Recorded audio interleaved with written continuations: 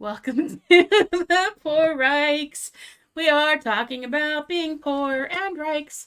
Thank you for joining us. We hope to talk about less depressing shit in this episode. Da da da da da da. Poor. Poor! We're motherfucking poor! We actually just there's two things. We just got done recording our episode number 7, which was, to me, in my mind, Yeah. very awkward episode. Fun to do, but very awkward, very Hot sloppy, topic. and Hot button awkward. topic.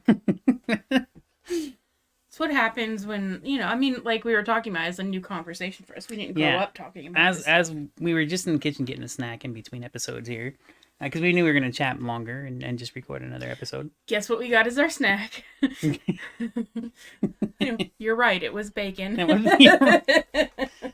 And I was saying, like, because we talked about it in the previous episode about the way I react and respond to transgender conversation, and I said, because of the way I feel and the way I talk, and I talk in a certain way where I don't like the idea of not saying how I feel because I know I'll offend someone. So I'm not trying to offend someone, and I don't want to offend someone, but I'm not going to lie to not offend them, or say it in a better way that makes more sense to not offend them. Sometimes, and this changes too. Like that's a learning system right now with that specific topic. I'm not comfortable with not saying how I feel about it.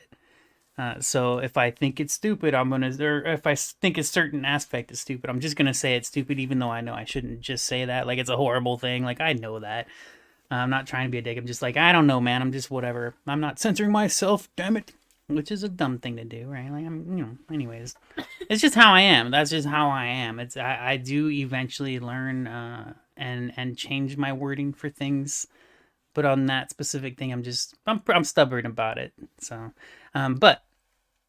so we just finished that recording of an awkward episode, which was originally going to be a very super cool just hang out and chat, because it was really good. We had an hour of amazing, excellent, just pure fun content.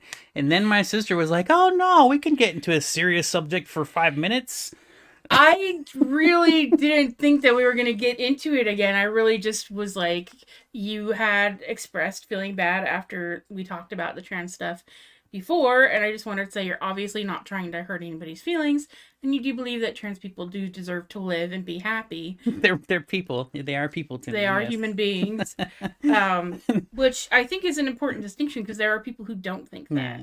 Yeah. So I think there's a difference between genuine confusion and not understanding where people are coming from or why something is so important to them, and then literally thinking that they don't deserve to live or don't deserve to have rights over their own bodies. And for me, that's definitely not the case. I do think there are people, normal people, and whatever. The other thing too that we just did before we started this episode is since we were here snacking, I was showing my sister spotted something on my Discord channel.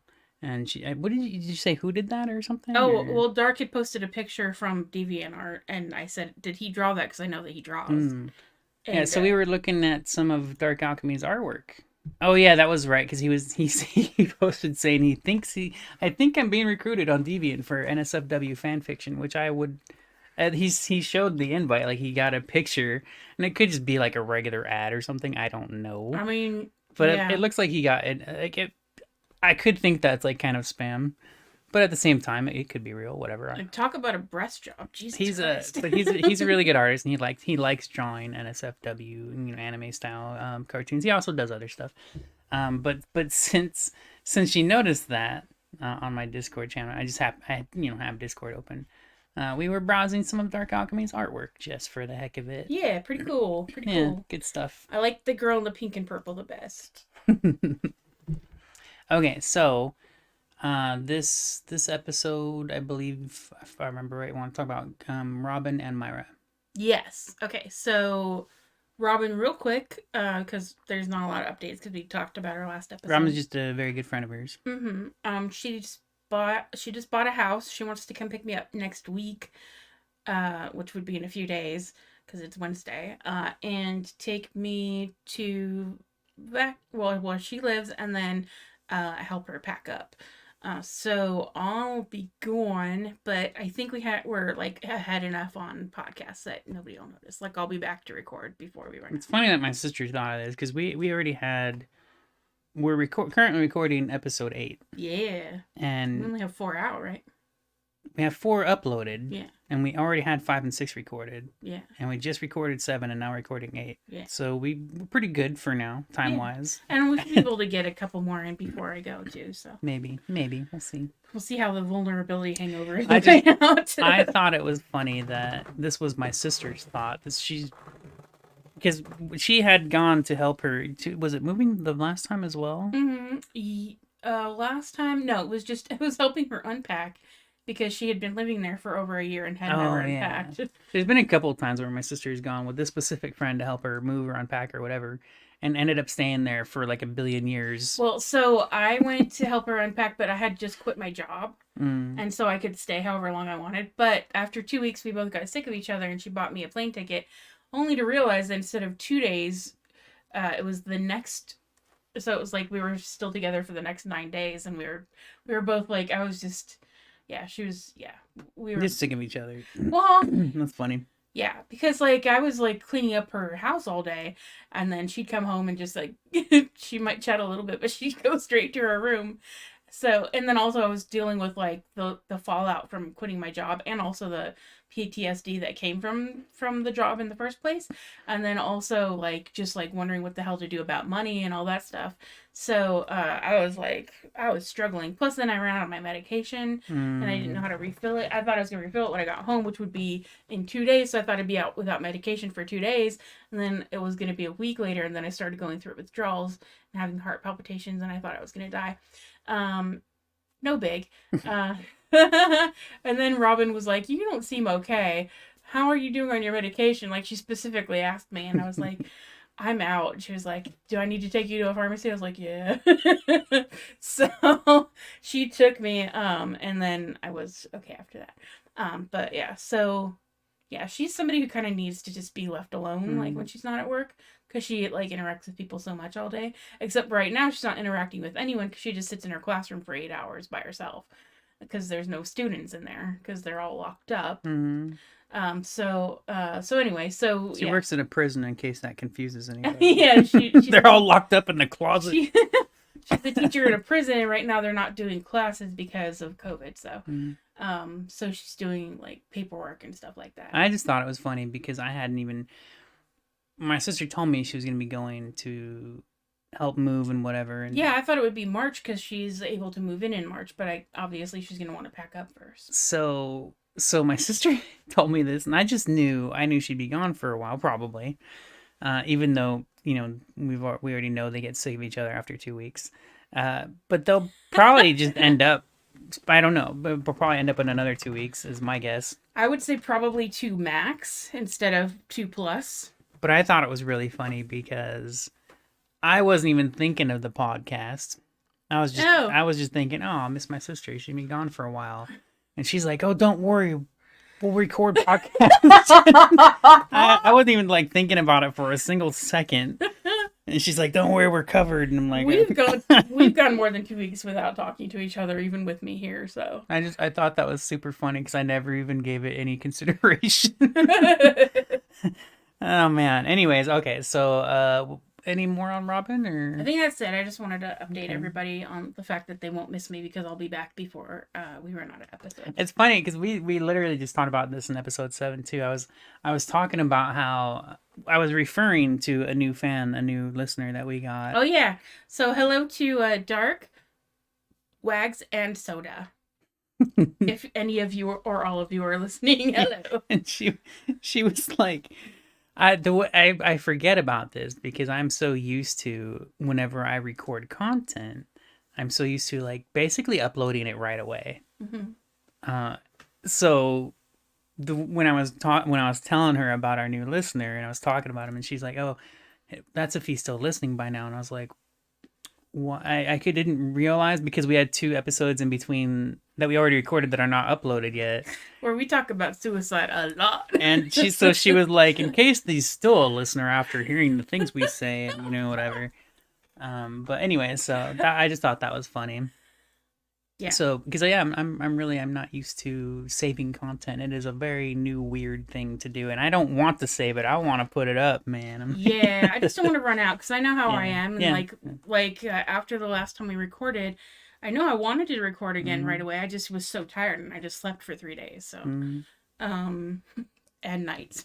I was thinking maybe, I mean, depending on how much further we get into this and how far ahead we get on recordings, we Mhm. could do it maybe 2 or 3 times a week, depending on, Yeah, how far ahead we but get. I would decide after I get back from Robin's because Oh, yeah, again, I for don't know sure. how Yeah, long that's duh, gonna yeah. be.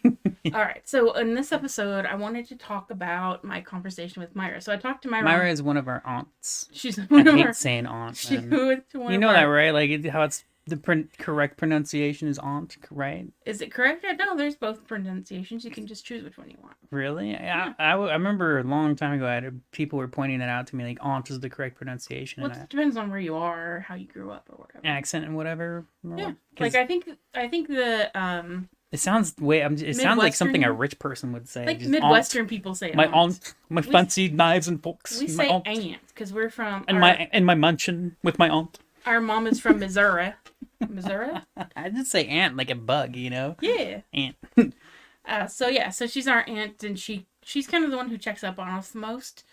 We might get like birthday and Christmas cards from others, but Myra's the one who like messages us on Facebook and Which then is great. lets us know when she's gonna be in town. It's kind of funny you say that because,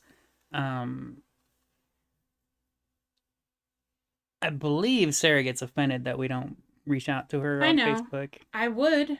I just don't want to talk to anybody. Yeah, that's the thing too. Like, and I think I've even told Myra this. I can't remember just the other day Myra messaged me too, and I forget what she said, but I responded to her and I said, "No day is a good day." I don't lie to anybody. I don't care. Like, and we don't talk often enough. I'm sure that maybe might, She really wants us to move to Arizona, so I want to get the hell out of here so badly, and I- I don't want to go to Arizona because of the heat, but Yeah. we need to move so badly. We really do. We have to get the hell out of here. I know. Okay, so so I just thought it was funny because it's not that I don't want to talk to them generally. But I'm not reaching out to them, and the reason for that, I do it with my friends too. I don't normally reach out to people. Sometimes I do because I miss my friends. Yeah. And I want to say hi. And it's like we were talking about this before too. You said you didn't want to reach out because you knew as soon as you reached out to someone that you would have to talk to them. It's not just like, hey, I was thinking about you. I still love you, and I hope you're doing okay. But I don't wanna get actually stuck in want a to know if you're doing conversation. okay. I just want to let you know that I hope you're doing okay. Yeah. So, but So I have a conversation with a friend that we just message each other. You look pretty today. Whenever that's we think about each funny. other. Yeah. That's cool. Mm-hmm. So for me, and I've just sometimes I'll tell this to people, but I don't generally. The easiest way for me to put it is I don't have anything to talk about. If it ain't video games, it's nothing good. Maybe just talk to them about video games, and then they'll stop wanting I to should talk to start you. doing that, right? I mean, I wouldn't want them to stop talking to me, but no, I mean that's what's weird. I remember part of that was it took me like 2 years of live streaming on Twitch before I could even accept going off topic of video games. People kept trying to ask me like personal questions, and I don't mind answering personal questions. Like I don't, it doesn't offend me or whatever. I don't care about letting people know about me. I just hate talking about real life. And I would tell them that all the time. Yeah. And they finally got a real glimpse of me last year. Oh yeah. Finally got a real glimpse. You at your best. You want to know why I don't talk about real life? And I kept telling them that, like Derek kept saying, you can't talk about politics. You get in this mood. And I'm like, yeah, no shit. That's always been my life. Always. That's why I don't talk about real life. Like, He'd come in and tell me the stuff he was posting, and I was like, okay. Oh, you mean like the political stuff? Oh yeah. Like, if you a vote for Trump is a vote for Hitler, and then if you vote for Trump, you deserve to die. Stuff like that. Moderate stuff like that. moderate. No, I don't hold back, man. I don't hold back, and I would recognize that it was extreme, of course. Like I'm not stupid, I just act stupid. So yeah, I think pretty much everybody in our family is a Trump supporter except probably Sammy. Maybe some of our younger cousins. Lindsay told me that Sammy was not a Trump supporter. I was like, course holy he's crap, not. somebody survived. Like, Of course he's not. He's so liberal. I love him so much. oh my god, you say that like it's a good thing.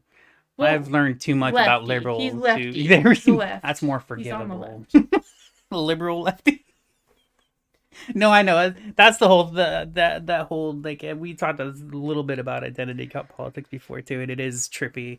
It's so wrong. Everything about society is horrible. I hate this world so much. All right, Why is so it that hard to be a decent human being? yeah, exactly. Yeah, what the hell? I thought the most interesting quote that you shared with me was from Shuan Head, which is when she went to the Trump rally and she turns to the camera and she's like, "They don't know that I want them to have health care." And like to me, when you said that, I was like, I think it was a cartoon someone made of her. "Was it?" Yeah. Well, it's just so funny because it's like that. I had never really thought about the differences that, like, me as a lefty, I want everybody to feel happy, safe, and like do whatever the fuck they want as long as it's not hurting anybody. Mm-hmm.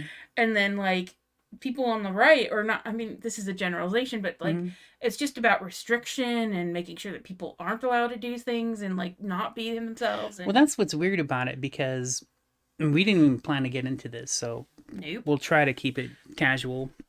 But that was I talked a little bit about that too.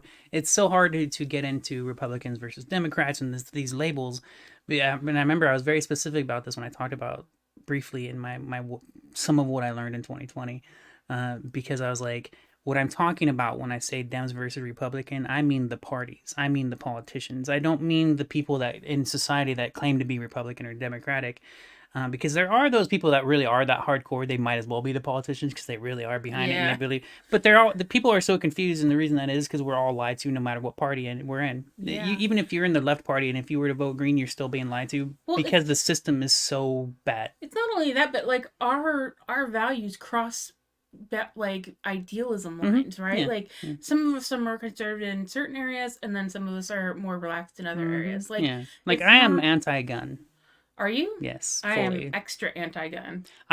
The funny thing about this, me and Crystal. You kept saying you wanted to buy a gun. Yes, I thought you were pro-gun. with everything. No, I'm anti-gun for society. I'm pro wanting to own guns because of everything going the fuck on, and I'm sick and tired of this shit. And just everything that because it's not like it's not just a 2020 thing. So many people point that out, especially younger people. Oh, 2020 is just this year is so horrible. Like no. This is like the peak, kind of. This is where we've reached. This has been coming here this whole time. This is not new, you know. This was the first time I ever wanted to own not just a gun, but guns. I was like, no, I ain't fucking around. Not with the things going on right now. It's insane. But as far as society, I want to ban guns, for sure. Yeah, and we know it works. It works in Canada. It works in England. It works in Australia. Like, and the excuses people come up with, oh, but no, I need to defend I still. Well, and here's the thing: like, I don't even necessarily like want to ban guns so much as I want actual measures to real, true restrictions and laws that make sense around them. Like, if you're a person and you like register your gun properly and you trained, you know how to have use an it auto properly. rifle, you're not going around with like full you signed a piece of paper that says you're not going to leave it around children, like whatever, like even that people could lie, but I mean there's just something that's attached to it as far as Robin's dad was staying with her and he had a ton of gun stuff in his room and they were all supposed to be locked in a gun safe in his closet, but he also had bullets that were just lying around. Now this is the one thing, it's extremely unrealistic. This is just a fact. It's unrealistic, but I want guns removed from the world. That would be nice. Like that's very MacGyver. MacGyver.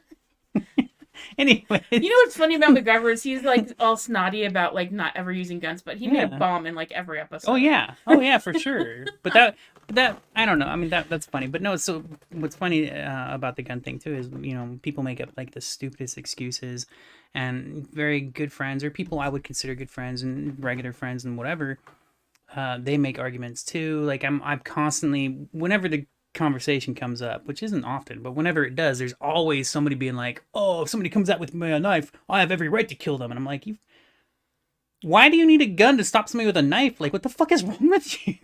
So you have to make sure you're gonna win, duh. Yeah, exactly. It's kind of, dude, I forgot about this. This is something I always love about like classic samurai ninja movies, martial arts. It's so honorable, like swords, medieval shit.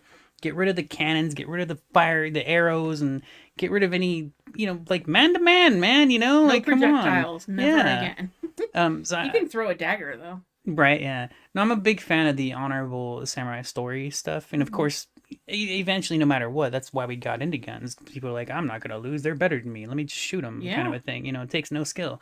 Um, That's why we have the nuclear bomb now. yeah. So, no, so it's I just have funny the about biggest that. gun. I It can blow up the whole world. just the argument itself though is always just nonsense to me. I'm like, dude, like I understand because and then of course people will be like, oh, you don't want to protect yourself and your family, and I'm like, that's not what I said. Yeah. Like, I mean, if I mean, I if nobody has a gun, then we don't need a gun either. exactly, there's so many like, it just none of it makes sense. Yeah. Society is so stupid. Ideally, no guns, but I don't If want we have to have them, we got rules that make sense. That's what yeah, no we would prefer to have. semi-automatics and Yeah. like automatics and like whatever. Like just fucking pay attention Something to. that you would truly actually might need one day for defense, You when don't- you should really shouldn't. You don't need a but, semi-automatic yeah. to shoot a deer while you're hunting. Like, how bad of a shot are you? You don't need to kill the whole fucking forest, you know? You might as well just take a flamethrower. Just burn the forest down, man. I got me a deer today. Riddled with bullets and we can't eat it, but I'm a good hunter. Anyways, so that was another. We just kind of ended up in there, but we can get back to Myra if you're Myra. prepared. Oh, so our whole family is right-leaning. I think maybe Kenny. I don't know if he's left or right, but anyway, Sammy's lefty. I love him. He's anyway. It doesn't matter. So, okay. So I was talking to Myra. There's a couple of things that I wanted to share with you about that conversation. So the first one came second in our conversation, but I'll talk about that one first. So I was talking about. Well, okay. So first we started talking about how much God loves me and how much if I just pray hard enough, believe in him enough, then I won't ever have to worry about money, and he just really wants to provide for me so much. I want to interrupt so bad, but I want to let you finish. Is it the sarcasm? No. I just have an answer to that as well. So my response to her was, after her saying this about 6 or 7 different times, I said, I think she means well. I know, I understand. She's very I heartfelt. understand with that, and it, she shares with me what works for her. Mm-hmm. That was what makes her feel safe. Mm-hmm. But she's also never been under the threat of being homeless or the threat of poverty. Do you know that for sure? Because I don't know her well enough to know if that's true. Her husband's always had a good job. So I guess the only threat would be if she decided to leave him. Then she'd be like, "Well, what the fuck do I do now? I have a high school education, and I've never had a job." I mean, I don't know if she's ever had a job, but I don't think she has, because she's always been like a mom or something. So anyway, which is a job. It's just not a paid job. Oh, mom is definitely it is a full-time job. But I know what you mean. Yeah, I got you. Yeah. So, yeah. So she's just like, God, blah. He loves you, blah. Just pray, blah. Believe, blah. So I'm just like, eventually, I was just like, it's not like, okay. I used to be a believer. I used to believe in God. I prayed plenty. It's never given me, like, it used to give me like emotional comfort, to believe that an all-knowing, all-seeing, all-powerful being had my back. It made me feel like all the demons that were climbing around under my bed were not going to get me when I went to the bathroom. Now I don't believe in demons, and I don't need a god to protect me from them. So it's like a gun. You don't need a gun if ever nobody else has a gun. You don't need God if there are no demons. So I was finally just like, so do you think that people who don't pray deserve to have bad things happen to them, or don't deserve help when they, when they're in a bad situation, if they can't pray? And then what about people who are in a bad situation but they do believe? So I told her about this one time I was coming home from an open mic, and this guy comes up to me, and I'm just like waiting for the bus. It's like 2 a.m. I'm in downtown LA, and he comes up to me and is like, I thought I found some crack earlier on the sidewalk, but I smoked it. It turns out it's rat poison. Oh my, what the hell? I'm so lucky to be alive. Jesus loves me. Jesus loves me.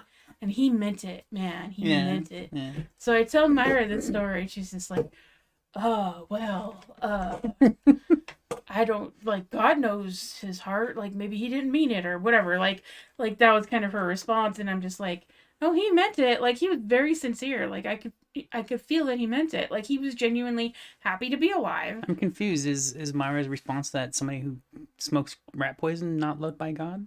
Well, that they can't genuinely be a believer because really bad things don't happen to you if you're a believer because God wants so much prosperity for you. Oh my gosh. Yeah. So essentially, her argument is if you're making bad choices and you're not believing in God and you're not asking for help, then you're going to be punished with bad things happening to you.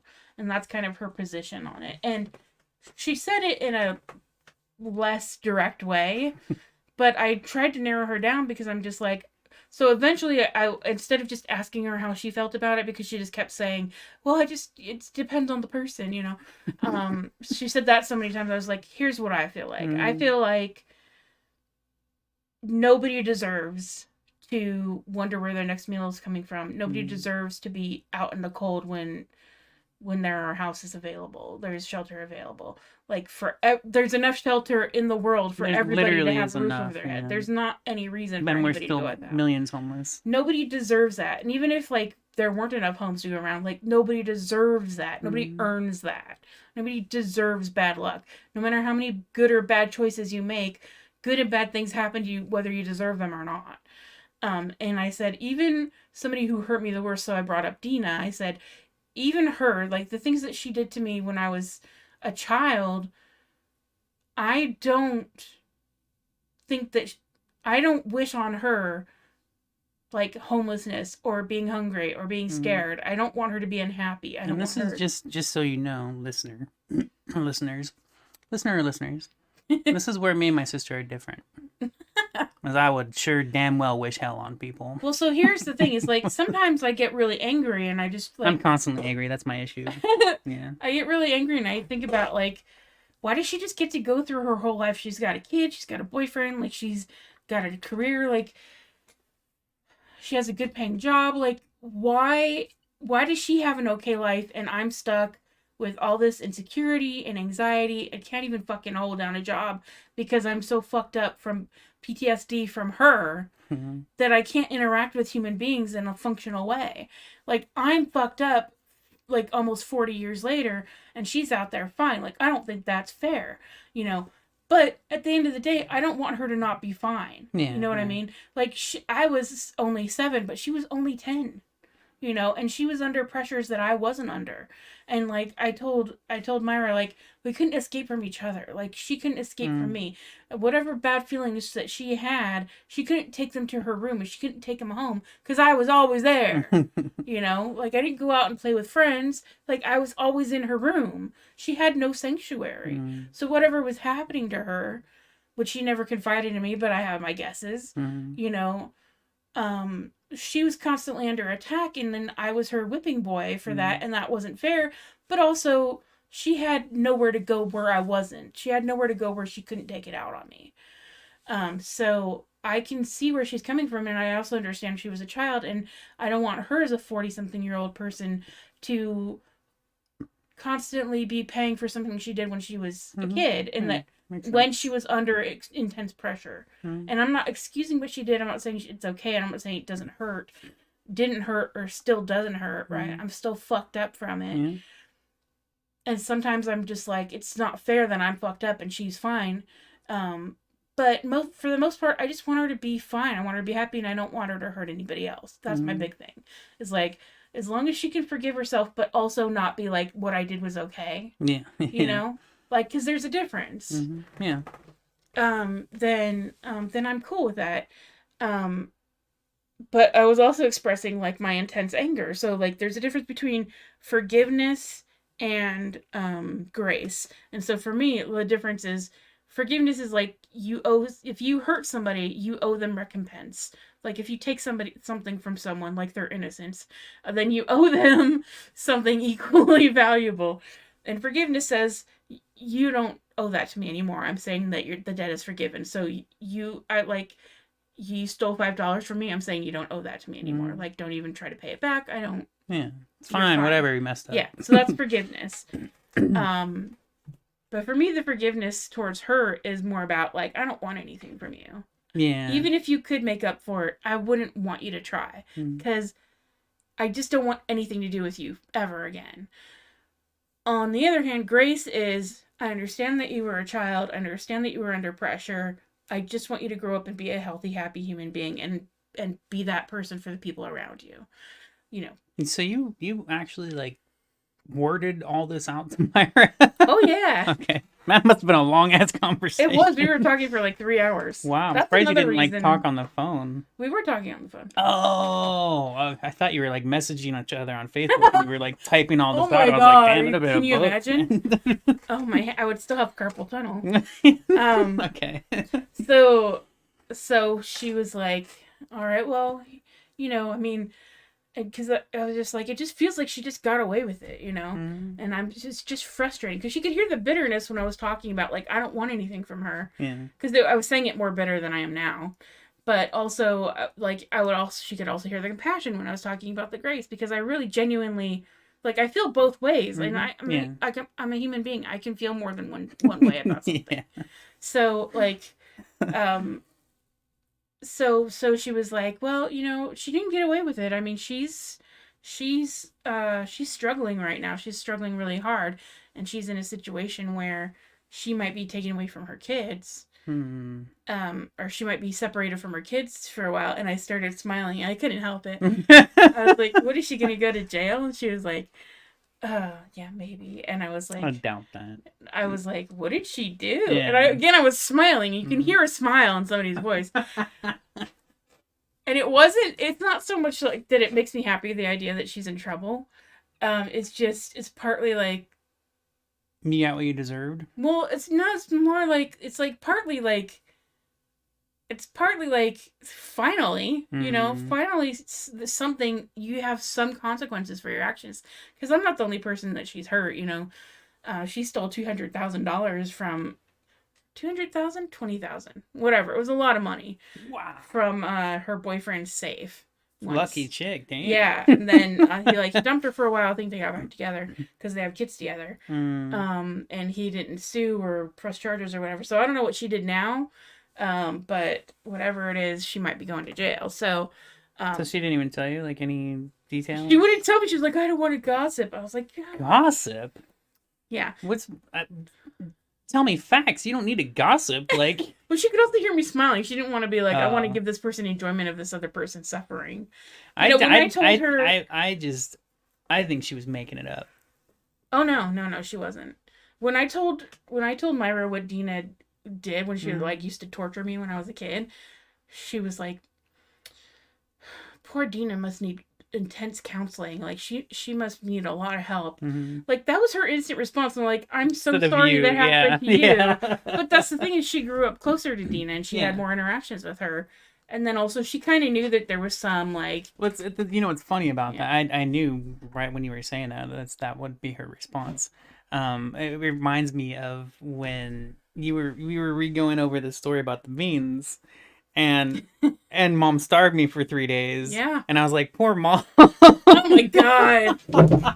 And I was remembering that. That's Stockholm syndrome. No. Because the conversation kept going, but the reason for that was because we were also, always poor, and food was not something we just magically came across. It was like when we had a meal, it was because we were able to have a meal. Well, so I could she also always had enough money for illegal drugs, so I can't feel that sorry for her. Like that's my point of view on that specific story. Is like recognizing that we didn't have food to waste, basically. Yeah.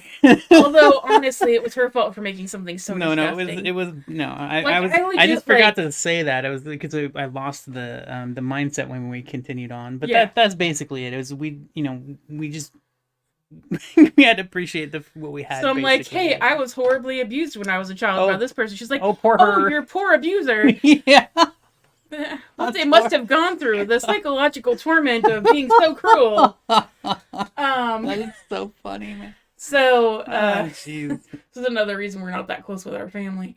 Well, and it's funny because we know she is generally we know she's such a great person. Yeah. Well, and it's not like she like didn't mean I'm sorry you didn't go through, because she did Yeah. say that too, but like not first. Yeah, You yeah. know. That is So an interesting reaction. she said I always knew that she was God. jealous of you, and I was just like, okay, so here's the thing that people can like generalize, like they can justify to themselves. Mm. Like I was 7 years old. My little brother had just died. I had been taken from my home with no warning. I didn't know where my mother was. I had a garbage bag full of clothes that my aunt threw away because she said, I didn't know at the time, but she was like, they're all too small for you now, which Mm. was true because mom hadn't bought new clothes in a while. Mm. But and then the other ones were dirty. So she was like, you'll wear Dina's hand-me-downs, which I wasn't Mm. allowed to do. So it would have been fine if I'd had clothes to wear. But she was so begrudging to just give me one fucking nightgown and one outfit to wear to school. So I had to go to school every day wearing the same fucking clothes. And then, like, people were mean to me. And, like, why? I don't understand why people are so mean to me. It's not like I smell bad or something. I did not know that, man. It's so messed up. Oh my god, she just controlled every aspect of my life, from like what I ate or when I ate to when I I mean, slept. you know what's You know, like? How did I not even notice that? That's because such I a wasn't allowed to trip. talk to you. Gee, yeah, but I would have seen how you were dressed every day, wouldn't I? Are you gonna notice some kid wearing a jeans and a t-shirt every day? It's just so. No, I mean, I wear the same clothes every day now. Yeah. Like a jeans and a t-shirt are standard. It's not like I was wearing the same dress every day, you know. So anyway, so it was like, you know, but I also always had a black eye, I always had bruises, I was like always you know. God, I feel so much worse. You should. Yeah. But no, I wasn't allowed to talk to you. So like so I wouldn't make eye contact. I wouldn't like go hang out with you guys watching TV in the living room. Like I was allowed to go to the kitchen for dinner with the family, and then the bathroom and the room. That was it. Those were the places I was allowed in. I remember you telling me stuff like that before, but you also, you also were like, "I'm only in this room, and Dina has to deal with me." Like that was her fault. No, it's not her. Okay. So not to excuse what she did. I'm just saying in terms of like there are people in my life that I haven't been nice to. There was something in them that just triggered like my bully instinct, right? Or like I just felt threatened, and so I was constantly lashing out at them, even though I intellectually knew that they weren't an enemy, but like for some reason emotionally I would just respond to them like in an aggressive way. And there were people that I just couldn't help myself doing that with. So the only thing that I could do was just not be around them. Because when I was around them, then they would bring that out in me. And so what I'm saying when she couldn't escape me is that there was nowhere for her to go where I wasn't. Like she could go to school, but Yeah, but you just said how she told you she wouldn't allow you to go anywhere. And... yeah. Yeah. Well, yeah, but again, like it's complicated to be a person, right? Like and here's the thing, she wasn't like I'm a monster, I'm hurting this innocent young girl. She's like, I hate this person, she's trying to ruin my life, she's trying to steal my family. That's what she used to tell me. Stop trying to steal my family. What a trip. Yeah. So I mean that's another reason I wasn't allowed to talk to anybody in the house, because I was trying to steal her family every time. You know, it's always been interesting to me how we were there for a pretty long time in Over a comparison to our other Yeah. foster homes too, and we never got close to them. I mean, I thought you were really close to Travis. No, I don't think we ever got close, but for some reason I always thought he was like super cool. He was cool. Yeah. Yeah. Yeah. I can't remember specifically. I just remember like I know that I always thought of him as like really cool. But I mean the whole family though. Like we never got close to the family. Oh, that's because that's because Mom hated them. Well, I didn't know them enough to, like I didn't automatically hate them. I don't think. I mean, maybe I did. No, we didn't hate them because but they didn't. It was hadn't hurt weird us. to be living in with strangers, you know. Because even though we knew they were family, they were still strangers. You know what's funny is like I always had a blast at our like twice a year we would meet up. Like in summer we'd meet up and do like a 4th of July thing, and then in winter we'd meet up and do a Christmas thing. And I always loved those parties. Yeah. I didn't realize that they were torture for I don't Mom. think I loved them as much. Oh, I loved them. Yeah, I remember them being cool, but I can't remember because I remember, like when I think about it, when I can picture myself there at those parties, I feel awkward. Really? Yeah, so I'm like, what was I like? I can't remember what I was doing, what I was thinking, but like it feels awkward to me now to think back to it Interesting. because I don't know. That was weird. That's funny. I mean, the only kids close to our age at that time were Dina and Travis. And they were double or well, Travis was much older. Travis was like at least. I know Dina's like 3 years older than me, so Travis is at least 4 years older than me. But yeah, no, I remember. I think he went into junior high when we were living there. He always seemed so much older. Yeah, well, also because he was so fucking tall for his age. So was Dina. So like, there's a picture of me. We're only 3 years different, but she's like literally twice my height. That's funny. And me and my easily bruised skin. So anyway, so she, so We were talking about Myra and Dina and her. Oh, but I loved those family things because, like, I get to see Dina, and Dina was my favorite person in the family. That's so She you wasn't- loved your abuser. Well, no, she wasn't always mean. She Oh, changed okay, yeah. after her mom remarried. Mm-hmm. So that's why I have my suspicions about what might have been happening. Yeah. Her whole personality changed.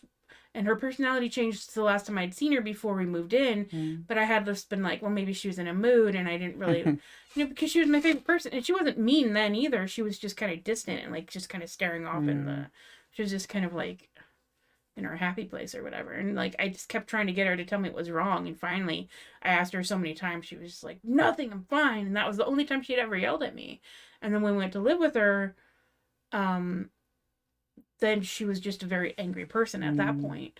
So I don't know what had happened I don't know if it was weeks or months since we had seen them. But whatever it was like she had completely changed. And so when I say that like she couldn't escape me, I mean, there was nowhere for her to go that was safe for her just to be alone with her anger and to process whatever she was going through. No, it's still her fault. That's not her fault. What she did with her anger is, like, she's responsible for that. But I'm saying that there are mitigating circumstances. We all do things under pressure that we wouldn't do in normal circumstances. Yeah. Like, decent human beings take parts in genocides, because they're pushed to a point where they're given a choice. You die or your family dies or this stranger dies. You know, it's interesting. Yeah. That's, it's funny in a messed up way to me, but I just noticed this. I can't remember why. There was a couple recent stories, but somebody shared a video in one of the Discord channels today, and then there was something that happened recently, as well as the Capitol, attack, which there's a whole lot more going on there than because I can believe a lot of the points of view and the whatever the stories of it being a CIA op kind of a thing, and because just the way things went down, it's so staged, it's such a nuts thing, especially I actually looked this up later. I'm not going to get super into this, but I looked this up later because I was like, I remember thinking about it and going, they literally did walk in, and they even opened the gates for them to walk in, like this big, huge crowd. What? It's a public place. Oh. And that's what's funny about this. There was the reason I came across this. I looked up because there was this one lady in the Senate, Republican, that everybody hates, Marjorie something, I think, or whatever. And I think they kicked her out. I didn't follow it. I've been banned from Twitter, so I didn't get to catch up on it. And I don't. You and your love for crackers. The only reason I would see it more on Twitter is because of the way the layout that I would use on TweetDeck. So it's just a different layout than Facebook. I could see all this stuff anywhere else if I wanted to, but because I was more active on Twitter and TweetDeck is just a different version of Twitter. I saw it more often. It was far more easy for me to browse through among many things all at once. So now that that's not there, I don't go out of my way to go find this stuff because I don't, whatever, but I would notice it before. So anyways, this one lady, this was like 2 years before the Capitol attack, or it might have been 1 year. And this was a new lady that they're just trashing on. They want to kick her out, and she does seem like a horrible person generally. But so all of them do to me now at this point. I've reached the point where, but I thought it was funny because so what happened was they were linking to this video talking about her. They were like, here she is talking about attacking the Capitol, and it was literally a year before, and it was for like a completely unrelated like subject, a different reason. It was basically fighting for our rights. The Capitol building is ours. It belongs to the public. It belongs to the people. Go there and stand in there. That's basically all she was saying. She was just saying, go to the Capitol and just go there. Go stand there. Go tell them, go show them who you are. You're, whatever. fight against whatever. I don't know what, I don't remember the topic, but it was not the most recent Trump Yeah. Capitol attack thing, and they used that as her promoting the Inciting? Capitol. Yeah. Yeah. Yeah, like it wasn't him inciting the whole thing. And people had predicted this whole thing too. They were talking about, like, we're talking about all this censorship stuff, and they're just gonna make it worse for the other people, and the reality is it's bad for everybody no matter what. They try to make it be like, oh, it's gonna be bad for this group, it's gonna be bad. It's bad for every group. It doesn't matter, and that's the whole villainizing protests. Mm-hmm.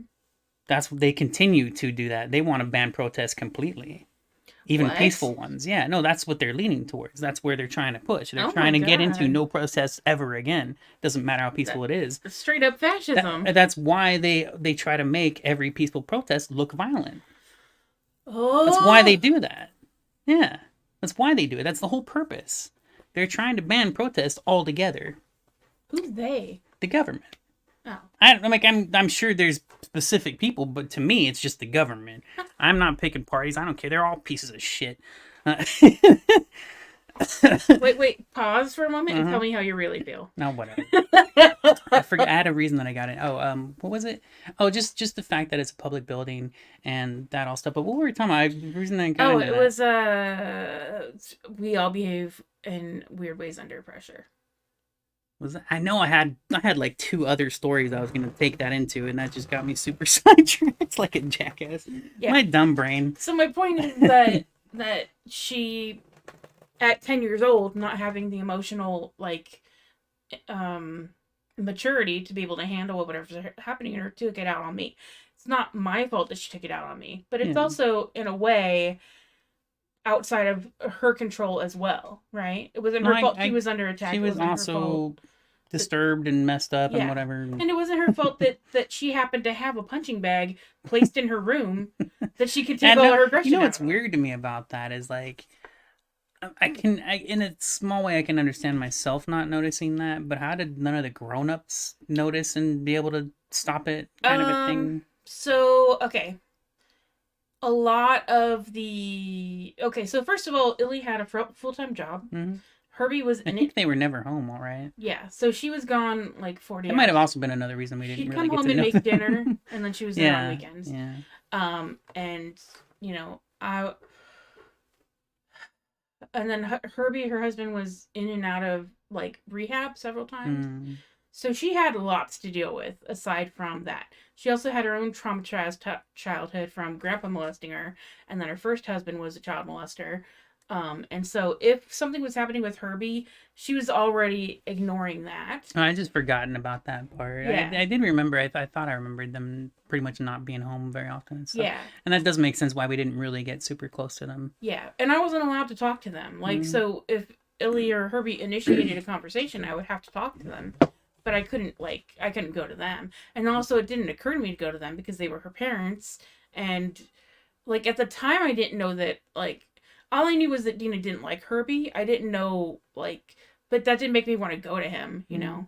And I couldn't tell her mom, like, her mom's going to believe me. And, like, so anytime she would notice a black eye or a bruise, she would be like, what happened to you? And Tina had told me to tell them that I walked into a wall. So it wasn't that they never noticed. It was just that when I said that I walked into a wall, they just believed me because, when you're an adult and you're trying to get your bills paid and you're trying to take care of... and kids walk into walls. Well, and she had 2 + 2 kids to take care of. She had her own, and then she had us, and then she was also dealing with the death of Cliffy still, and, so... What a mess. Yeah, so, I mean, she wasn't okay, so how was she supposed to make sure I was okay, So, it wasn't that nobody knows, it was just that... whatever, No, it's it's my memory with a lot of the childhood is really not there. Yeah. Well, also if Illy saw bruises on me, she probably would have suspected Herbie or school or something. Like, she wasn't gonna be like, oh my god, but she knew that, like, my whole personality changed when I moved in. Like, I was a kid, like, I was a regular, like, bubbly little monster running around with all this energy and, like, vanity.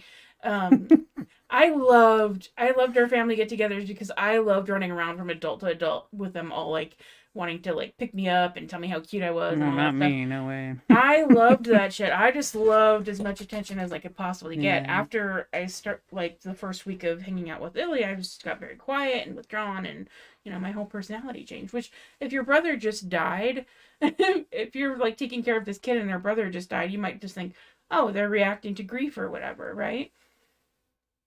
And I was also grieving Bubba. Like I was also, I mean, I was grieving it was just in shock. I was just in shock completely. And then the only person that I thought like was gonna help me through this when I found out we were gonna go live with Illy, I was like, oh, at least Dina will be there. So I remember thinking of Illy as like basically a stranger, but I was like, well, Dina will be there and she's cool. And Like she'll we take knew care they were. of me. It's like I said, we know their family, but Yeah. we're not close. So I was like, she'll take care of me, and then she didn't.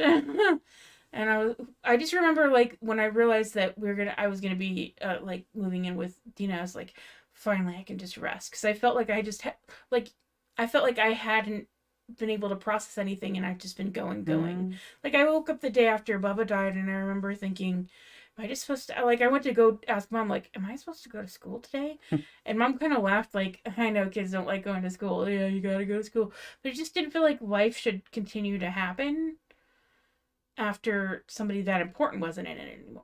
I'd never dealt with that before. Yeah. And it was funny because when I talked to Robin, she said that about her Aunt Ginny. She just kept wandering around like, am I just supposed to go to work tomorrow? And I was like, yeah, I know exactly what you're talking about. But yeah, and then, okay, so anyway, the point was, going back to Myra. Yeah, I was gonna say, like, so where did this go next with Myra? Getting back to Myra, I had ranted at her about Dina, and then she said that Dina was really struggling, and then I was like, oh shit, well, I don't want her to struggle, I just want her to, like, be sorry for what she did to me,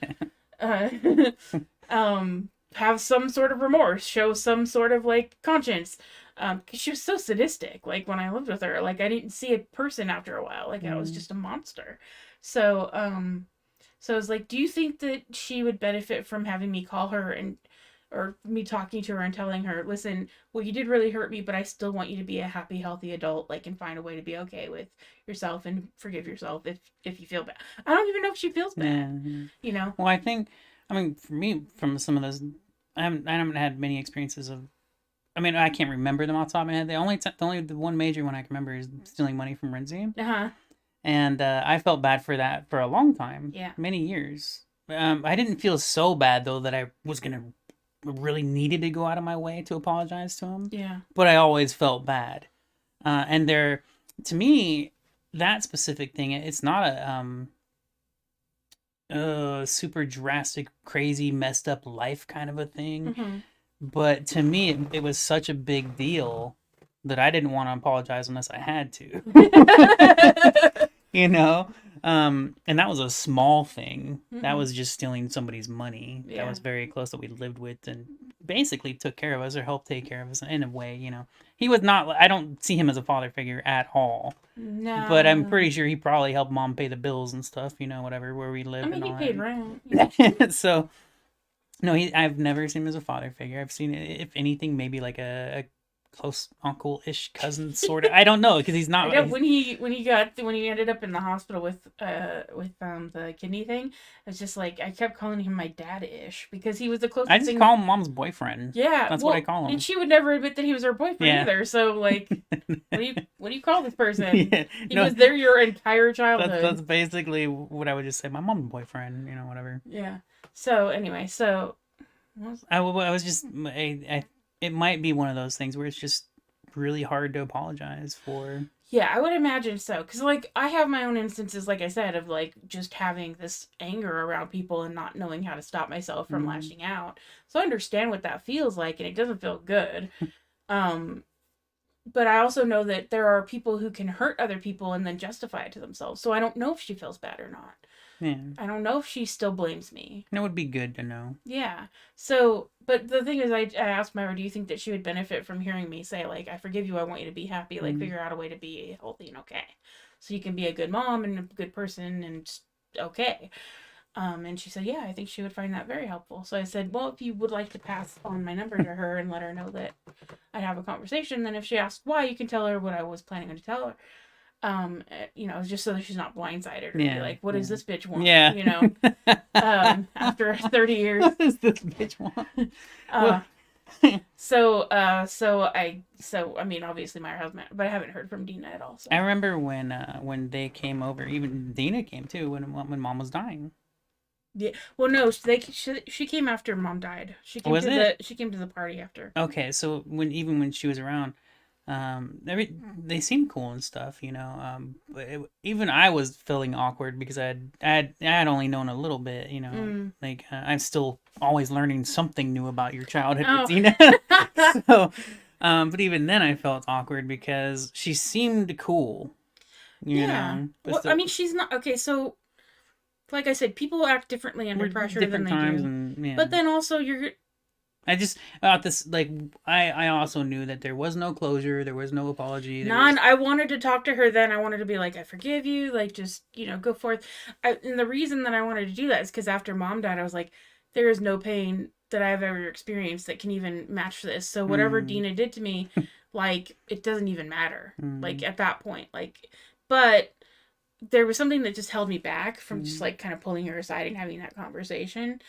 And then obviously, like, once the shock of losing mom like went away, like the Dina stuff started hurting again, and not just like remembering things and being like that sucked, which happens from time to time, but also just the fact that it still affects my personality. It's changed me in a lot of negative ways, and some positive, but like mostly negative. Like that's the thing, is like people are kind of reclaiming the idea that like strife makes you strong. It's like, no, I'm strong, and therefore that's what helped me I hate survive. whatever doesn't kill you makes you stronger. It's Yeah. one of the stupidest things I've ever heard. And like what it says is like, just because somebody hurt you, that's not a favor they did for you. Like if you survived it, it's because you're a strong person and you were able to overcome whatever they did to you, not because they made you strong enough to overcome them. You know what I mean? Yeah, the whole thing is bullcrap. Yeah. So I don't have any reason to thank her for any like empathy or whatever that I have for people, because there were other ways I could have learned that. Yeah, sure, yeah. But at the same time, like, I also understand what it's like to be a child who's in a situation that they can't leave and have no control over and are angry and fearful and whatever, so. Was that the whole conversation with Myra? Pretty much. It was like. And it started with, oh, God loves you and wants you to be happy. All you gotta do is pray and you'll have $1 million. Why you don't say that to me? I mean, to me, it's the same sense of just be happy. I'm just like, well, I was like, do you think that I'm going through this because I haven't prayed hard enough? Yeah. Like, that's the thing that just like, and she does, like, she genuinely believes that. Which is just not to her, the as a solution. person, as a not just a believer, but I know God is there. Yeah. This is something I will never deny. It is a fact to me. It's not something I need faith for. I don't need faith. That was funny to me about the thing that I started to, even for myself, to differentiate is because I remember when I had a conversation with Myra, this was a year or two ago, we were at a restaurant and we just ended up talking and it was really cool. I was like, oh my gosh, it was one of the best conversations I've ever had outside of me and you. And I told her repeatedly how much that conversation meant to me. And she wanted to do it again the last time she visited, but we didn't end up doing that. I think time and whatever and stuff like plus that. it's harder with other people around. Yeah, but part of it, I remember part of that conversation being about faith, because I remember telling her, I know God is there, and she's like, but you need faith, and I was like, and in my mind, I didn't argue with her. I'm like, I don't need faith to believe that God is there because I know God is there. Now the thing this is where I started, because that conversation is what pushed me to think of it this way, as I was like, I don't need faith in God. I not only do I believe, but I know. Whatever. If I needed faith in anything, it'd be faith that God will provide for me. Yeah, I mean, look what he let happen to Job, for crying out loud. Just to prove a point. Fuck you. Right? So it's interesting in that sense too, because we have a lot of pain, we have a lot of stress, and it's never ending. And this is also part of what we've talked about. We also are able to pay our bills somehow, barely. we have no emergency, and this is a story I've seen especially We throughout don't have 2020. $20,000 in a bank account. We don't have. That's a joke. That's not quite inside, but that was part of a conversation I was talking about. We maybe I don't want to get into that, but that is a funny point. Yes. Basically, people were shocked and surprised that whatever. Oh my gosh. Anyways, one of the things I remember seeing throughout 2020 politically, and again, this is all nothing new at all, but it's just gotten so much worse. People were saying, this is a true thing. If people had a $500 emergency, they'd be screwed. Yeah. Screwed. This is not an exaggeration, but people don't even understand that. There's so many people that don't even recognize that is a real thing. So I was listening to you watch The Connors. I love that show. So I think Dan was having a conversation with somebody who had... It was a coworker of his who got a boat. Oh, I thought he had started his own business or something.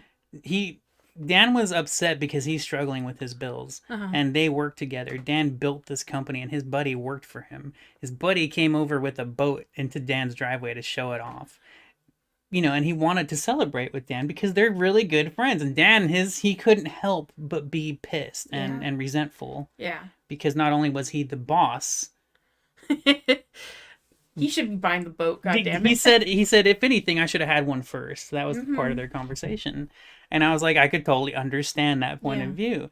But I was so hopefully I was glad that the episode did go the way, because I didn't want to see it dragged out through multiple episodes. I was so glad they did it that episode, because it didn't make any sense to drag that out. But I knew as someone who can barely get by the bills, and I have extra things. We have extra things. We have extra things. Our microwave broke and we were able to get one 2 days later. Yeah. But we can't have an emergency. No. At all. Yeah. It don't matter. I mean, So the reason I was talking about the episode, because I'm listening to the conversation and I hear the friend say, well, if you'd been putting away $50 a week for 20 years like I have. $20 a week. $20 a week every... Which Dark Alchemy has been telling me so many times. It pissed me off when I heard that in the show. I was like, motherfucker, fuck your $20 a week. Shove that up your ass, you son of a bitch. Because here's the thing. You can put away... it's not like we're spending every single dime on unimportant things. Not at all. No. It's the fact that we have emergencies, and the fact that because we don't have insurance, those emergencies cost more than they would.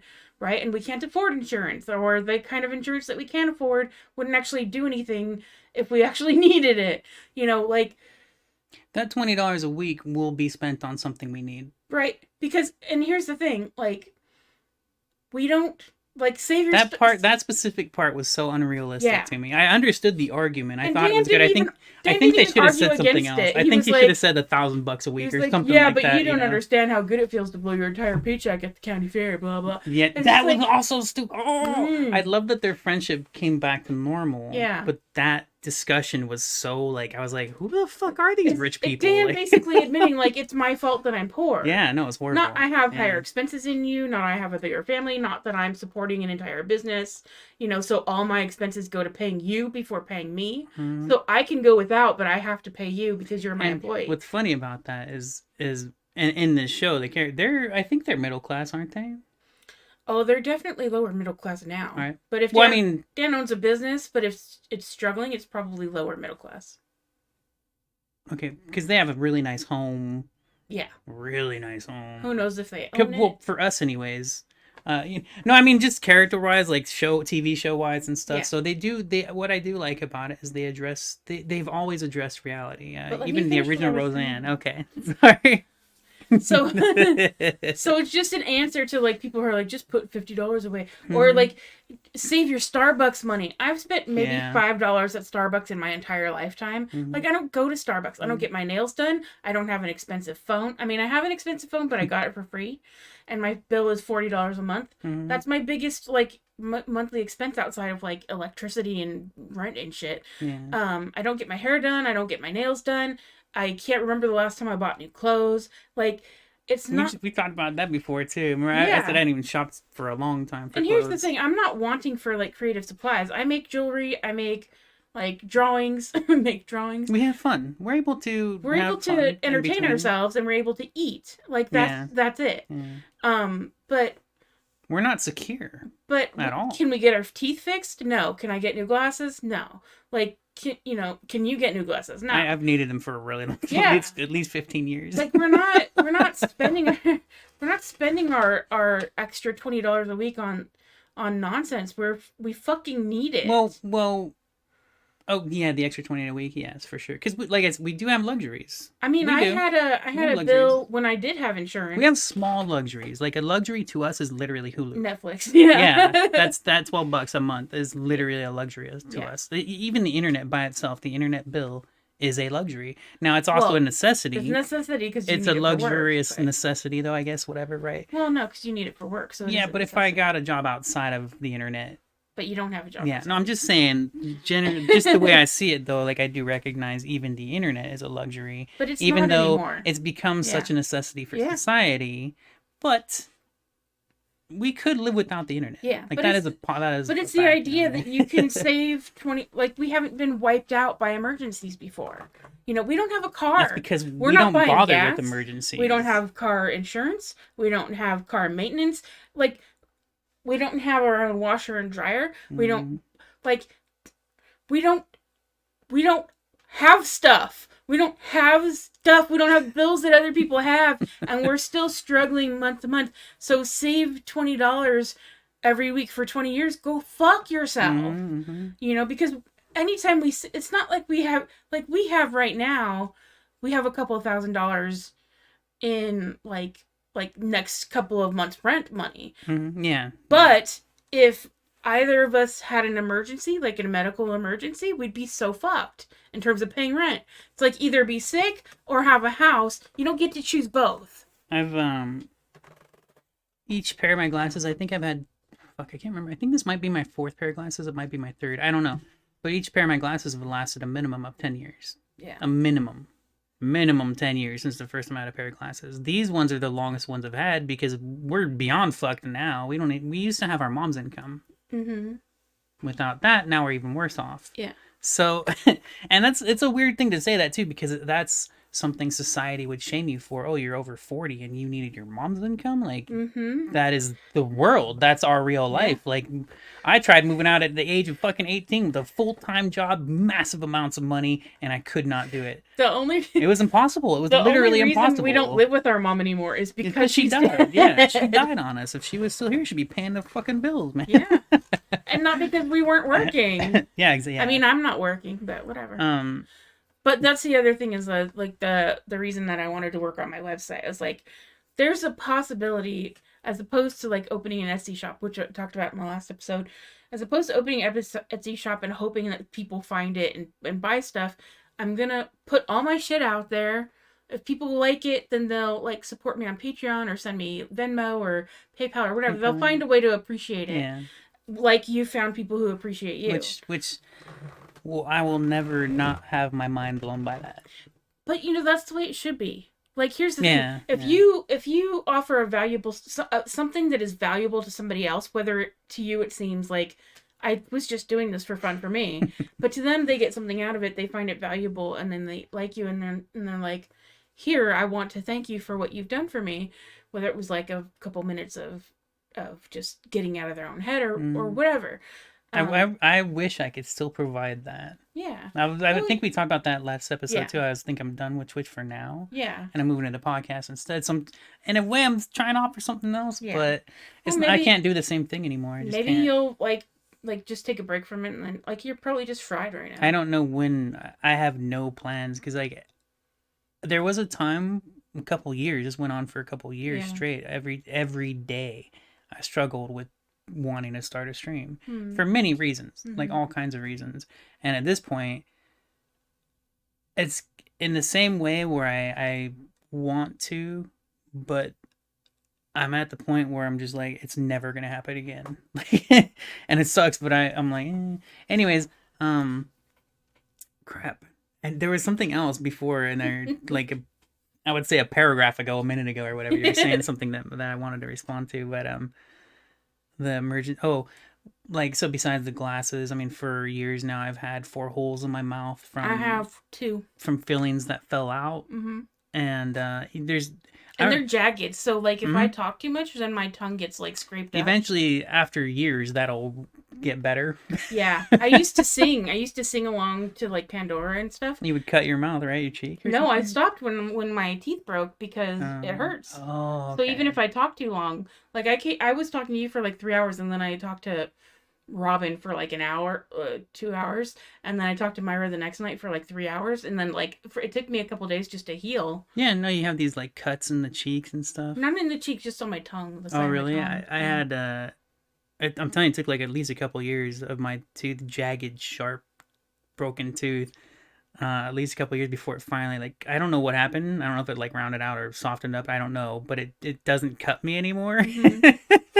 But both sides too.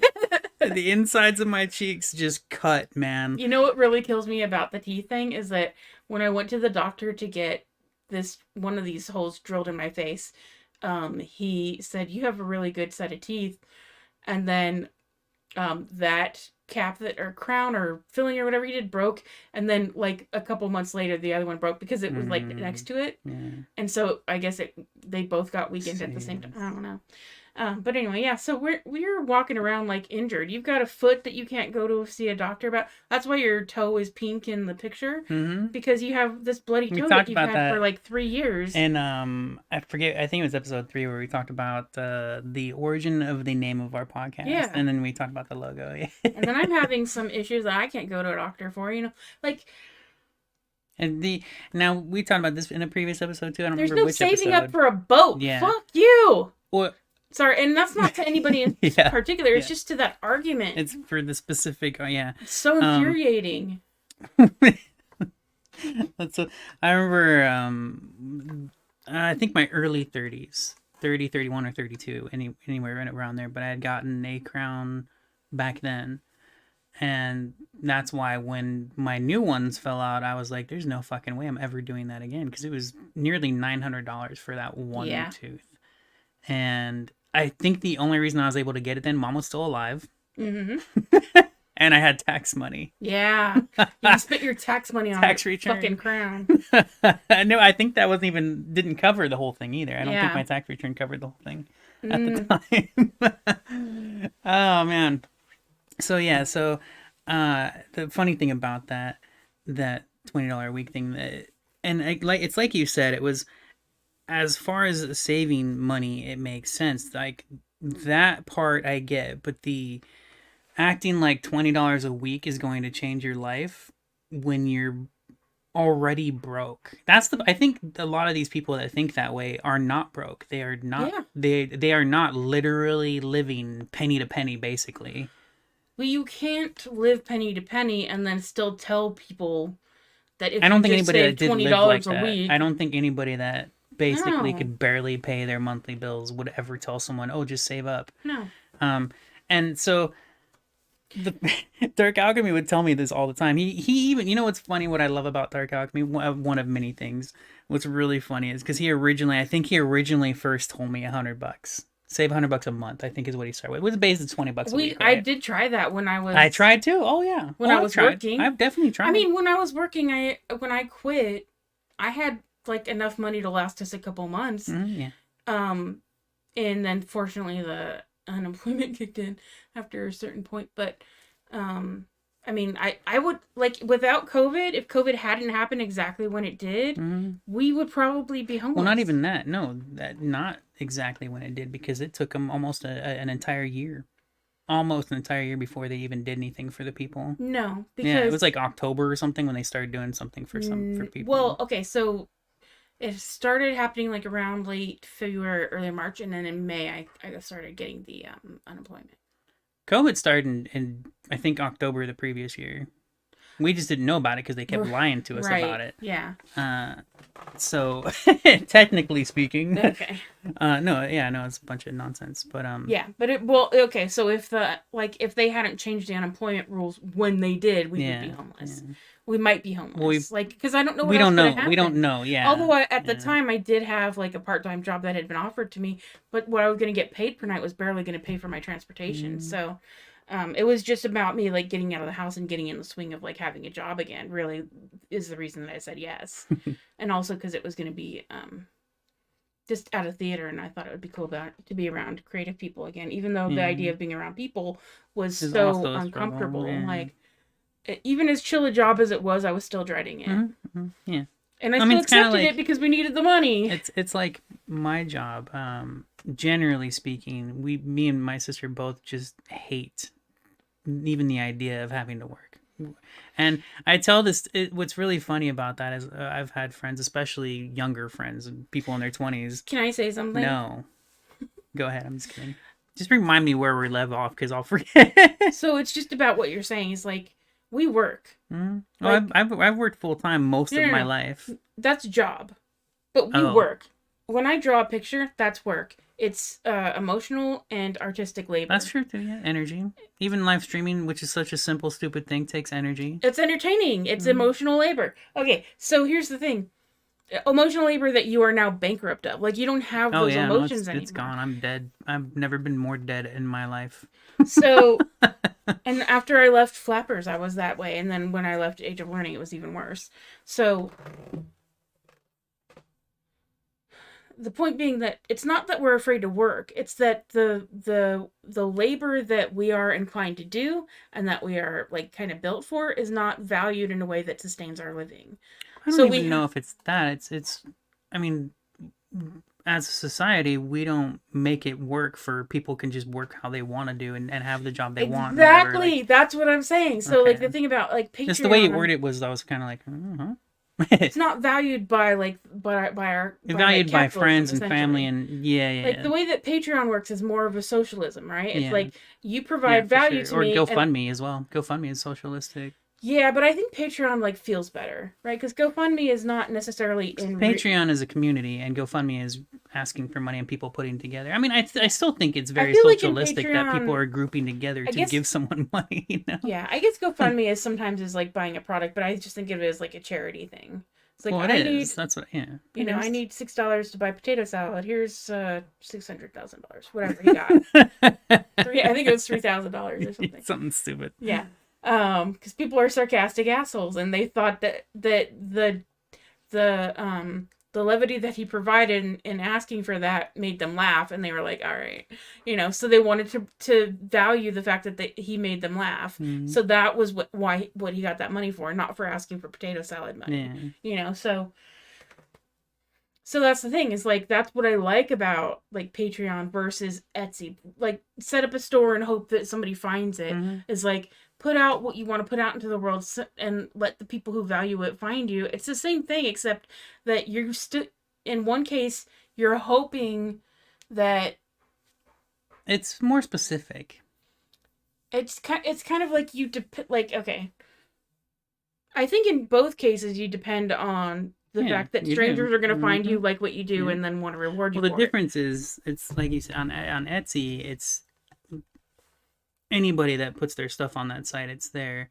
And on Patreon, there's a very specific page for you. Yeah, usually Etsy, you're going there to look for a product. On Patreon, you're going there because you already like a product. Yeah, pretty much. Yeah. Like, yeah, and so, I mean, it's just as hard to find people to like you with whichever system it is. Mhm. But I just feel like there's something about Patreon that is saying that It's I'm already dedicated. providing a valuable Yeah. service, and you are deciding that it's valuable and bringing. Like, as far as I know, I like, mean, I as don't- opposed to I'm deciding what the value is and then Yeah. you pay it or not. Mm, Like, you're deciding what the value is and then Yeah, you're paying that's according to true. that. Yeah. And I think that that's a much more, like, to me it makes more sense as a system is to pay what something is worth to you, as opposed to what somebody has arbitrarily decided You- based on supply and demand or whatever, You know, owning a patent or whatever. what's funny about that is, this is something that Twitch streamers go through too, and I don't mean just me because I've seen other people talk about it. There's so many people, and this is also part of a mental. People try to say make sure you keep mentally I forget the mental health. Watch your mental health stuff. Because some people, when you start getting subscriptions, people subscribing to you, you feel like you have to provide them a certain type Yeah. of content or a certain type of attitude, a certain type of something, and it's a pressure. It's an extra pressure that shouldn't be there, but it is. Yeah. You even if your viewer, your subscriber, isn't putting that pressure on you, you can't help but feel it. You know, Yeah. it's such a trip. I think that's part of like what we're trained as Mm, is like the kind of being forced to work. It's like okay, like trying to monetize all of your hobbies or all of your interests. Like if you want to have a job that you don't hate, then you have to turn it into something that you do hate by making yeah. it something you have to do. So now this is something I've talked to my sister about a bunch throughout years, especially when I've been streaming, or even tried to do YouTube content. And I remember we just talked about this like a few days ago, I think, but I even made a video. This was probably a year or two ago. Specifically, the reason I made that video is called "I'm Not a Brand," Mm-hmm. because all advice, whenever you're trying to grow your channel, all advice is to make yourself a brand. Mm-hmm. And I'm like, what the fuck? I am literally not a product. Yeah. But that's what every single professional person in like Twitch, YouTube, whatever, they will tell you you are a product. You need to brand yourself. Yep. It's fucking crazy. So back to what I was talking about, unless you got something. Go for it. Because I wanted to. Oh, I do. I wanted to say what Ren said. Oh, okay. So About what? So I heard you talking to him because I don't leave my room anymore. So I heard you talking to you told him about the podcast and he was like, "Well, find some way to make money from it." And I was just like, "No!" Well, no, that's funny because when he says that, he always means well. He's always looking for the angle of how to make money, but it doesn't matter what you're it like. makes sense. If I show him a drawing, he's life like, requires money, man. but if I show him a drawing, he's like, "Make money from it." If I show him jewelry, he says, "Make money from it." You know why though? So I understand why. I'm just saying that it's frustrating. it is, yeah. To think that anything that you do for your own pleasure is something that you're supposed to find a way to monetize, and how much pleasure can you get out of it when you're putting that much pressure on yourself? Like you have anytime you do anything. like you have that problem with the reason you don't like doing commissions and Yeah. requests is because then there's a pressure. Now, now as far as in context with Ren specifically, because there are two different contextual things related to this stuff. There's society where yes, you are a product and you need to sell yourself as a brand, and then there's the human part where Rinzi just wants you to make money while doing something you're happy doing. I understand. So yeah, right. So there is two different forms of that making money of but your for favorite him, hobby. happiness is money, and like he doesn't seem to understand that you can do something just for the pure enjoyment of it. What? Like I think that the idea of talking to you and making a podcast out of it and sharing it with people who might find some value in it, that feels good. The idea of talking to you coming up with topics that we're trying to sell.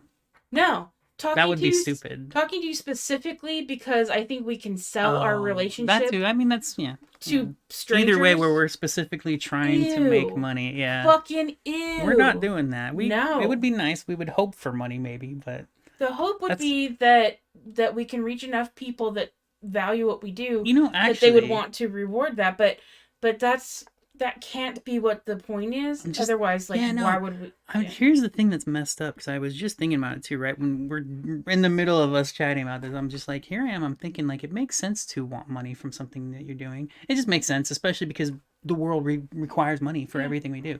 And I was literally just saying how I would hope for money, but at the same time, I would rather just have active listeners than money.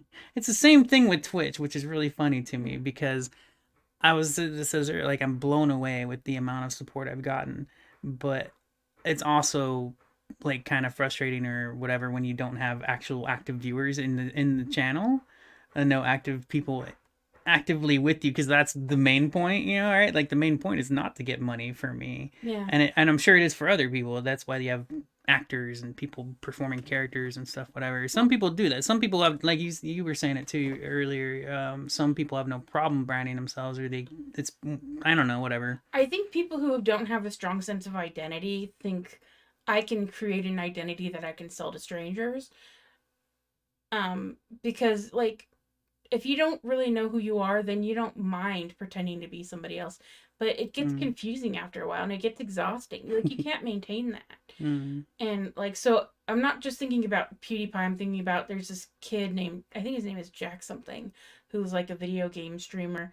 And I just was watching a video about him and how he got burned out. But he was just like, at one point, he was just like, I just don't feel like I deserve. Oh, he was British. He's like, I don't feel like I deserve all this attention, and I don't, like, I appreciate all of you. I don't know what I would do without you. And it's just, the video was on parasocial relationships, and so that he was one of the points was just like, we place so much importance on what, I don't know. I don't know what my point was. We can't help it because society pushes us there. Yeah, like, because that's the thing is, like, I just, like, what if we, like, okay, so universal basic income, we all had enough to live. So many of our lives. We wouldn't just sit and watch TV all day. Some people would, but I'm fine with that. I mean, there are days that I do that, but, you know, I always think of myself as, like, lazy or incompetent because I just, like, am, like, I just sleep all the time and I just don't do anything. And I always think that, like, when I'm awake, I should be, like, drawing or making jewelry or whatever. And I just can't be consistent with my creativity. It just, like, even when I get in the flow of, like, doing one thing, then now I want to draw instead of make bracelets or whatever. And then, instead of drawing, I'm just sleeping or I'm reading a book or I'm playing Sudoku. Like, Sudoku's not going to make me any money, you know, like, there's no value in that. So... Which is funny because one of the reasons I got so into it is because I found this YouTube channel and I was just watching to fall asleep where these guys play Sudoku and they have a YouTube channel and they make a lot of money. Gosh, that sounds so stupid. I've seen I have a friend of mine would host this stream. There's literally a 24/7 just a turtle tank. With thousands of viewers. And this is the shit that drives me nuts. I'm just like, this is why I can't be successful. I can't compete with a fucking turtle tank. It's not, but it's like, it's kind of like the pandas or whatever. Like, there are people who just fucking need the comfort of knowing that somewhere there's a panda baby, you know, like, or whatever. Giraffe baby or whatever. Yeah, that's so cute. No, I mean, I could not watch a turtle tank stream. Like, it's just, I'm just like, it's literally just a turtle sitting in a tank, dude. Like, I'm just like, okay. But one of the arguments against universal basic income is, like, if people didn't have to work, they wouldn't. They wouldn't work, yeah. Like, not true. It's not true, yeah. Like, we would just get to choose at the same time, who fucking cares? There's the other entire point of just let people be happy and live. Yeah. And then, like, the whole thing with automation is that when things were becoming industrialized, people were saying, oh, in 20, 30 years. And that was, 100-something years ago? Yeah, people aren't going to have jobs because all these machines are going to be doing it for them.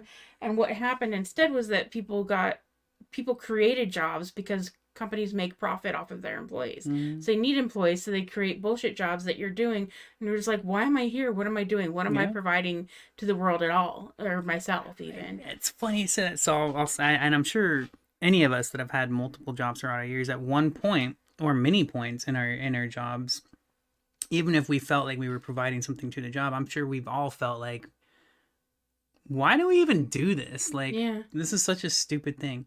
Now, for example, I'll tell you, 90% of my current job is literally could be done by Google search. 90% of my job could be done by Google search. Yeah. And so I'm happy to provide that service for them. You're Dremoogle. But it's so stupid.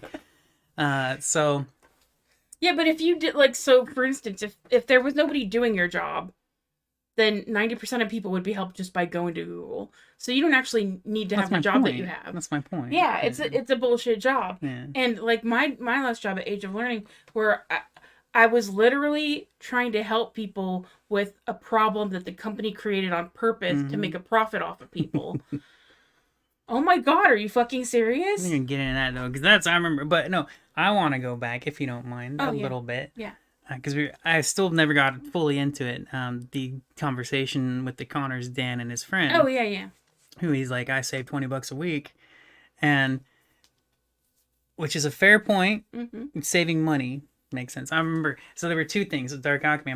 I think if I remember right, Dark Alchemy first, because he's always been trying to be supportive as he can, right? And he's trying to help me make money. He's like, stocks and save money in stocks, and I'm just like.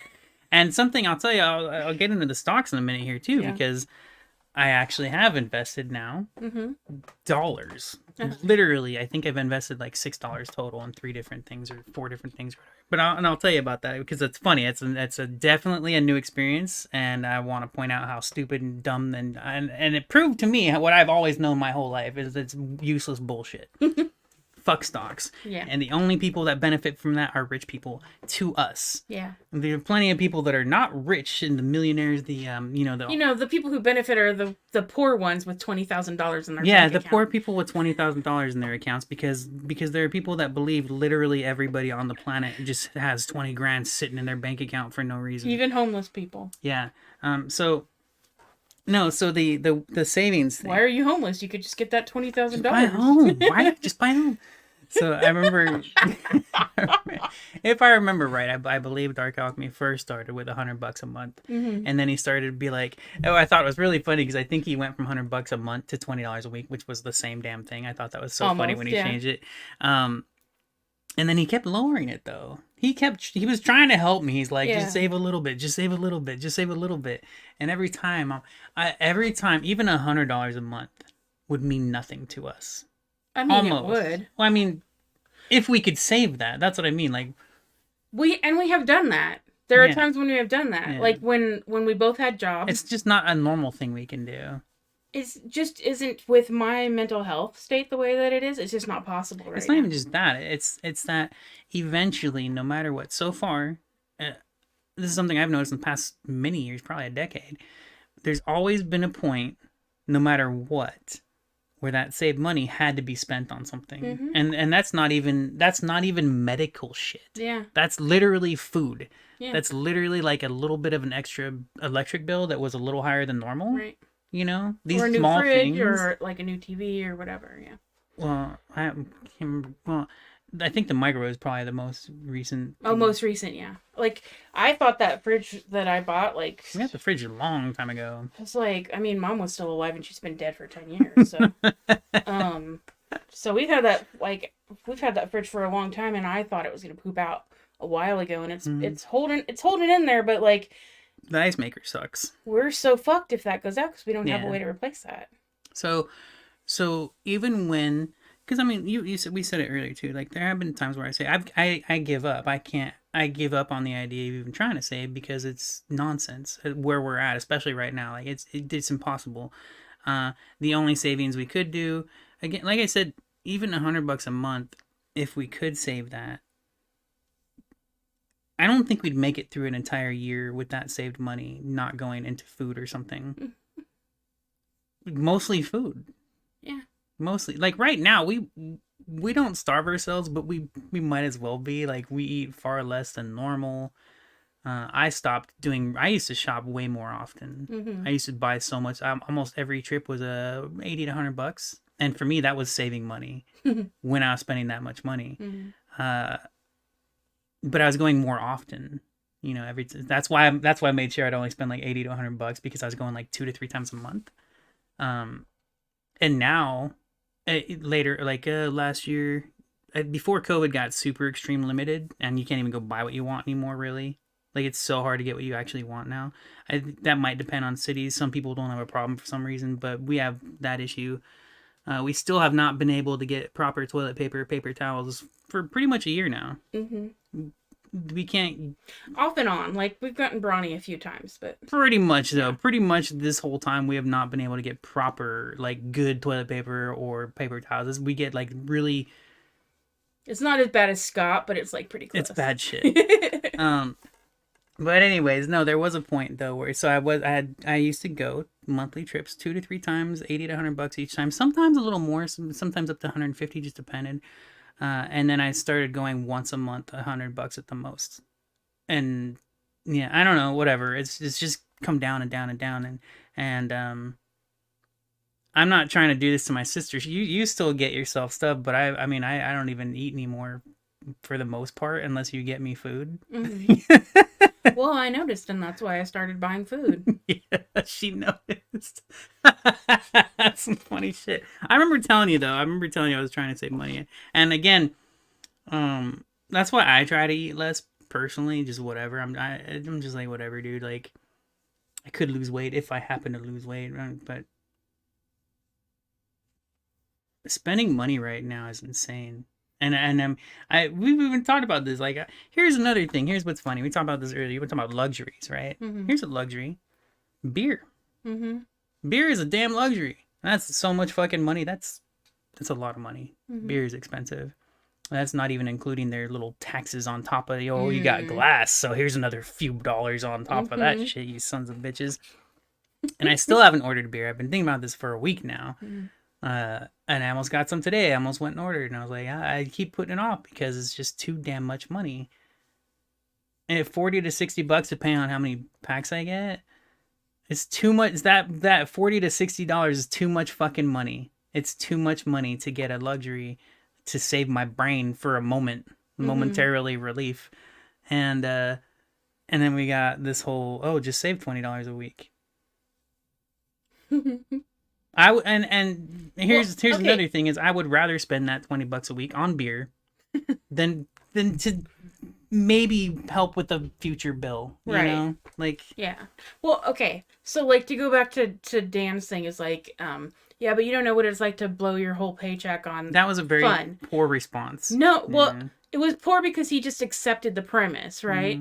But here's the thing is like, are you just never supposed to have fun for 20 years? You're supposed to work for 20 years, save every penny you can, and then eventually you'll be able to buy a boat if you live that long. You know, like you and I with like suicidal depression, we're not even sure if we're going to make it to the end of the day. You want us to save for $20 for 20 years? It's funny. Well, it's sort of funny because she says that, and I've been thinking I've had suicidal thoughts since the age of 12, and I didn't think I'd make it to 16. Then I didn't think I'd make it to 18. And after that, there was an event, I think it was probably, well, no, and there was a very short period in my 30s where I was like, oh my gosh, I have a purpose. Me too. And then that was the beginning of my flappers era. Oh, that's right. And then we got destroyed. Yeah. And worse than ever. Right? Yay. Yeah. No, I mean, it's such a weird thing because another thing that pisses me off, especially younger people, I'll never forget one of my friends who's like 20. And this is such an interesting thing too. Because, I knew this guy who was 20, 22. I think I even knew him around 18 or so, but he was a young adult. Like he was married, he had kids, very young person, right? And he's trying to tell me, oh, that's life.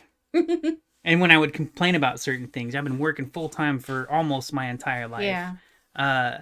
Well, he also had parents, like, who had, I mean, it's not that they were rich, but they were, like, middle class, which to us is rich. Yeah. Well, no, so what's funny to me, though, is I'm just like, first of all, I know that's life. First of all, I already fucking know that. Because I've been saying that my whole life too, you son of a bitch, you know? But, second of all, my point is, I'm sick of it. Yeah. It's not that I don't know that's life. Of course I know that's life. That is our society. It fucking sucks ass. And I am done with it. I am so sick of it. So especially a person in their 20s telling me, oh, that's life. I'm just cracking up. I remember this. I will never forget that from a person who's half my age. Yeah. And I'm just like, you fucking ass clown, like... like, duh, you know, like, and the funny thing about that is most people will make that argument. Even Renzi does. Renzi's like almost 60 or he's 60 or some shit. Well, that's life. And this guy has never worked a job in his fucking life almost, you know? Well, that's not exactly true, but it's been several decades. So, and there's that too. Like, that we've talked about this a little bit before. How we, in our government, we have had social programs, socialistic programs, and they've constantly been defunded. They haven't gone up. They've never gone up. They've constantly been defunded. Yeah. So, and I forgot I had seen this too. Like people were talking about it. This is a Biden thing as well. It's not just a Trump thing. And I think this has been going on for many years. They've been trying to get rid of welfare completely. Oh, yeah. Completely. Just drop it and kill it and murder it. And people are cheering this on. Oh, yeah. There are people in the world because they're not being told the truth about it. Yeah. It's kind of like the post office. The post office is going through shit. You know what the government did? They made him out to look the bad guy. Yeah. And I remember laughing so hard because I was like, isn't the government, or isn't the post office a government fucking, like, system? Mm-hmm. Like, didn't they make up the post office? Aren't they part of the government? And now they're vilifying it? Like, it's so ridiculous. Our government is so screwed, man. Yeah. I mean, if we could replace welfare with universal basic income, Yeah, that would be fix fun. so many things, because I think one of the reasons that people who work do resent welfare and unemployment, if like they never use it, is because they don't use it, You'll be and dead they by have the to time work you use it. all the time anyway. Like, they don't understand the struggle of, like, being poor, is more expensive, and it takes more work. Because you can't pay other people to do things that you don't want to do, like cook and clean or whatever. You also can't,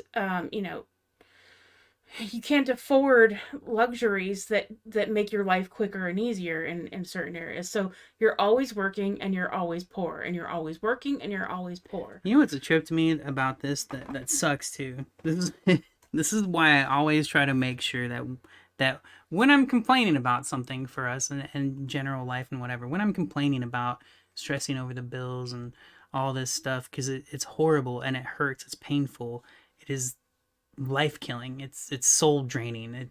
I've got nothing left, and in the meantime, while I say these things, I still recognize and I'm still grateful for what I do have. Mm-hmm.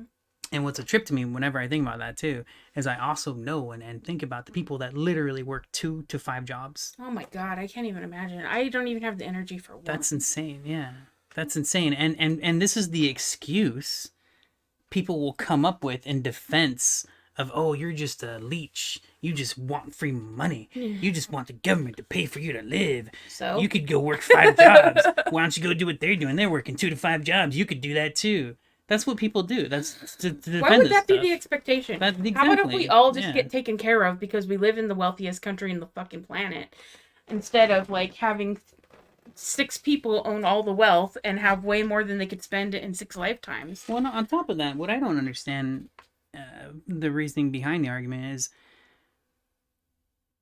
first of all, if you can think that way, obviously your single job that you work pays you well enough that you don't have to work 2 to 5 jobs. So who the fuck are you to say, oh yeah, you should work 5 jobs. You don't deserve the job I have. You don't deserve the kind of pay I have. You should work 5 jobs to get the kind of money that I get paid to do my stupid fucking useless job. Yeah. And this is why I'm just like, none of these arguments make any sense. It's all a bunch of just ridiculous insanity, man. It's insanity. Yeah. So I didn't starting to get angry and feel angry and like. So okay, so here's what and then we talked about this a couple weeks ago. I think when I discovered that when I feel the most suicidal, or when that kind of urge comes on me, what I'm really feeling is just helpless.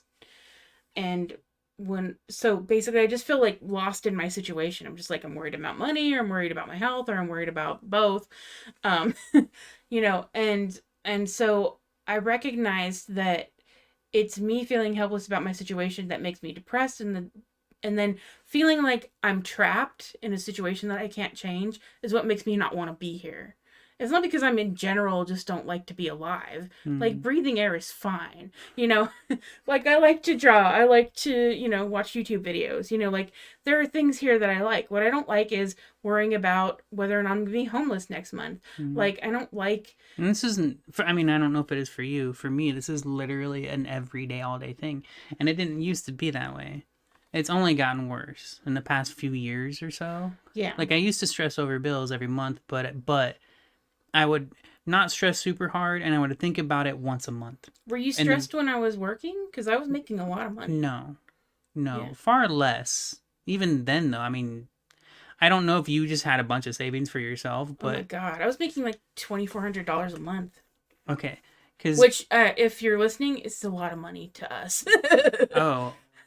I didn't think anybody would think that wasn't a lot of money. Oh my God, yeah. Right? I forget about that all the time. Robin complained to me that when she was when she was a teacher in LA. She was only making 35, or I think she was like, I was only making $50,000 a year. And I'm thinking to myself when she said that the most I've ever made in a year is $24,000. I remember there was some message a few months ago where somebody was talking about income and such, and I literally was, because it was a discussion, there was a thread, and I responded and I said, I'm 43 and I've never in my life made more than $20,000 a year. Never in my life. Talking full-time jobs. Yeah. And their response was, "Oh, you must have a shitty job." Yeah. It's just like, the whole point is that we as a society are fucked, you know? That's it. Yeah. Generally speaking, and of course we could go into more specifics, but it was I was just like, that's your response? It's kind of like that person who responded to me saying, "You don't have $20,000 in your bank?" Like, you motherfucking asshole. It reminds me, I forgot to get into the stock thing. So I don't know if I think I mentioned it to you before, that the GameStop thing, the GameStop. You mentioned it, but you said you would tell me more in detail. Okay, so Redditors got together, banded together, and like did something with the stocks to screw them up. Their specific goal was to screw the hedge fund dudes over. Mm-hmm.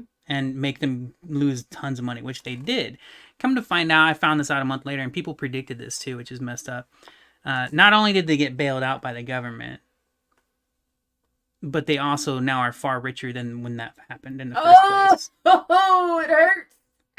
And I remember when people said this too, when it first happened, people were making this big deal about it. They're like, "Yeah, they're gonna get them," and people said this then. Mm-hmm. And I didn't know, because I don't know about stocks, so I was just hopeful. I was like, please be true, please be true. Number one, though, when they first started talking about it, the first thing was like, somebody had said something like, watch the government bail them out, or hope the government doesn't bail them out, and that's exactly what they did. They bailed them out. And then other discussions were, they're going to make more money from this. That's what's going to happen in reality. They're going to get more money when things get back to normal. They're going to have even more than they ever did before. And that's what happened. So, but during that though, what was happening was like everybody was online talking stocks. Oh, we're gonna screw this up. We're gonna make the stock go huge and all this stuff. So what their whole argument and point was, we're gonna make it easy for regular working class people to get into the stocks and earn some good money. Mm-hmm. And I was like, all right, I'll get a couple of these, whatever. I couldn't do the major one, because even those ones, the ones they were talking about, like they did AMC, they did GameStop, and I forget what else they did. They did a few of them, and then they got into this thing called Dogecoin, which is literally a joke stock. Mm-hmm. Literally, the first time it ever came out was a joke stock. It's fake. But specifically AMC and GameStop, I didn't buy those because I was looking at them and they were like $14. It was, you know, like I could have afforded it, but I was like, dude, I'm not going to burn my money. Like I don't have that kind of money to burn. We're talking about $14, $30 for one share or whatever, and I was not willing to spend that much money to just throw it away. Because yeah, I would have liked to get a bonus. Like if I got double back, that would be cool. But I couldn't expect it either. Like I didn't know what was going on. I just knew they were saying shit, right? Yeah. And I watched it. I kept watching it.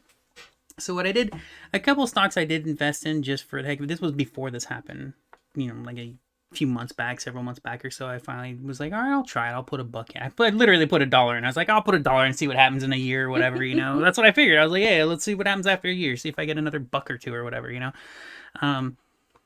But specifically, the one I went with was Dogecoin, because that was the next one they were going to go after to boost. Now, the difference here was it wasn't going after any specific hedge fund thing. They just wanted to boost the stock and see what would happen and stuff, which they did. They boosted the stock, but this is what pissed me off, and I knew this was going. I just knew, especially because after the stocks I've already invested in, they don't move. They don't do anything. Like, you literally have to be a millionaire to be able to actually make money off of this stuff. But so I was like, all right, I'll put $1 in or whatever. And I literally watched the stocks move for a couple days, and it started at like 3 cents. I bought them at 3 cents a share or whatever. So I had a bunch of small shares because $1 could get you a bunch of shares. I forget how many exactly. And they moved. It went up to 5 cents. So I was like, all right, cool. I got 2 cents off of that, whatever, you know, right? And then they moved up to 8 cents. I think the max I ever saw it at was 10 cents. So basically what I especially already knew, but 100% witnessed during this little troll of a stock uprising thing. Literally, the internet all over Twitter, they're just spamming the hashtag, spamming the hashtag. We're boosting this shit. It's rising. We're making so much money. All these people, so many hundreds, if not thousands, of people saying they're making so much money. They're making $10,000. They've got all these stupid stats showing on the fucking feed, and I'm literally watching it move by cents, literally cents. And I'm like, the only fucking way these people made money is if they literally spent tens of thousands of dollars. That's the only way they could have made, and spending that $10,000, they would have earned $1,000 or $2,000. You know, you have to have that kind of money just to make that little bit from spending that much money. You have to spend 10 grand to make a grand. Like, are you kidding me? Yeah. And people are acting like this is such this huge deal. It's oh you got to do this. Oh man, we're kicking so much ass. The working class, man. We've got 10 grand to spend on $1,000. Like, I'm just like, you fucking assholes. And it's so stupid because it's funny to me because like,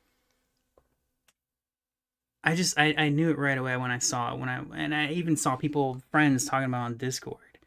And I watched this since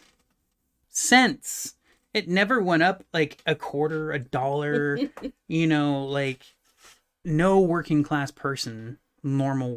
person has 10 grand to spend to make $1,000. Yeah. That's not working class, that's middle class. And so what's another funny part of that is the news stories, and the people on the internet are talking about, oh, these underdog guys did this to the stock market.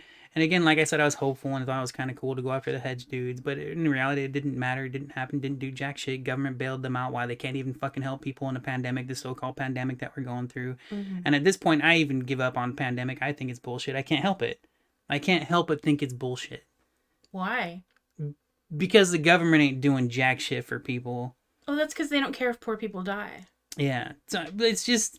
Like, if all the poor... Like, so the rich people can afford healthcare, right? So if they get sick with corona... Well, first of all, they can afford the vaccine, so they're going to get it. Yeah. But they can also afford, if they get the virus, to go to a hospital, get a doctor, and, like... feel better. Most of them, right? So they're going to have very minimal losses compared to poor people. But if we all die out, that's what the rich people want anyway. So it's not that it's not happening. It's just that they don't care. Well, I mean, to be clear, I don't think COVID itself is is fake. I believe there is a sickness. But I mean, people pointed this out a bunch, like, you know, and we talked about it before too. When this first was happening, we're kind of like, I don't know, because our government's constantly lying to us. And we're like, well, people do die every year from the flu. Hundreds of thousands of people do die from sickness. So, but as far as I know, more people have died, probably a double or a little bit more from normal flus that we're used to seeing per year, whatever. I don't know. I stopped kind of... So many people more. It's like such a huge percentage more of people who die from COVID. I mean, like Robin had 3... Oh yeah, I know. Like, we know. And all the years we've had flus, people dying from sickness, I have never in my life known so many people that had family members or friends they knew that died from COVID. Yeah, I've never known anybody to die from the flu. Yeah. Like, even though it happens, like, I've never even heard of that. So I think the way COVID. the way I say that is I'm just so angry, like, I don't want to believe it anymore. You know, like, I'm just like, dude, this is... But not believing it means that you're going to behave in a certain way, so that's... I wouldn't do that, though. I just have too much respect for other people. Sort of. So I wanted to get back to, like, the suicidal depression, and the reason that I feel that way is because I feel helpless and stuck in my situation. And what I realized is that, like, I am stuck in my situation to a certain degree, but there are things that I can do. Like, I can stop participating in capitalism. You know, it's funny. Now, so I literally just told my sister this morning, I'm starting a new project, which I'm actually semi-excited about at my work. Like a very tiny bit of excited about, because it's Ubisoft and I love that company. Well, I love their games. I don't love the company. And I've worked a little bit before for them for a game I hated. But this project is actually interesting to me. But there isn't... I don't remember... I don't know... You probably didn't see this because you're not active on Facebook. A week or two ago, I posted this. I might have told you this. I can't remember. But there isn't a single day that goes by where I don't cry. 2 to 5 minutes of, like, just heavy, heavy tears. Non-stop flow. Every single day for over the past year. Every single day. There isn't a day that goes by where I don't cry that much. And then this morning, I'm starting this new work project, and I'm just like, I can't fucking do this anymore. I don't want to do this anymore. I can't do it anymore. And I realistically have to. But I was telling you, I was like, I kind of just want to quit and just be like, fuck it, see what happens. Yeah. I mean, that's what I did with my job. And then a pandemic hit, and now we're not homeless. Yeah, well. I mean, so that's what I was saying. We literally have, we're covered, I think, at the moment. We're covered for 2 months of rent. And that's not including all bills. We should be covered, but we're covered for rent for 2 months. Well, I also have another $1,000 in unemployment money. So, and keep this in mind too, where I'm talking about this is literally rent is covered and probably our bills. Yeah, and the reason that it's a concern is because there's no real extra money in between that. Well, but the also concern is that I don't have, like, outside of the unemployment, when that runs out, we don't have enough. Like, we have to live off what we do have saved until we run out of money, and then do what? I don't know, move in with Myra, I guess. But maybe they'll take us. But so my point was, when I get to the point of, like, feeling so trapped that I'm just like, I just rather not be here if I have to live like this, then I come to a point where I'm like, well, I am here. What can I do today to make my situation bearable? So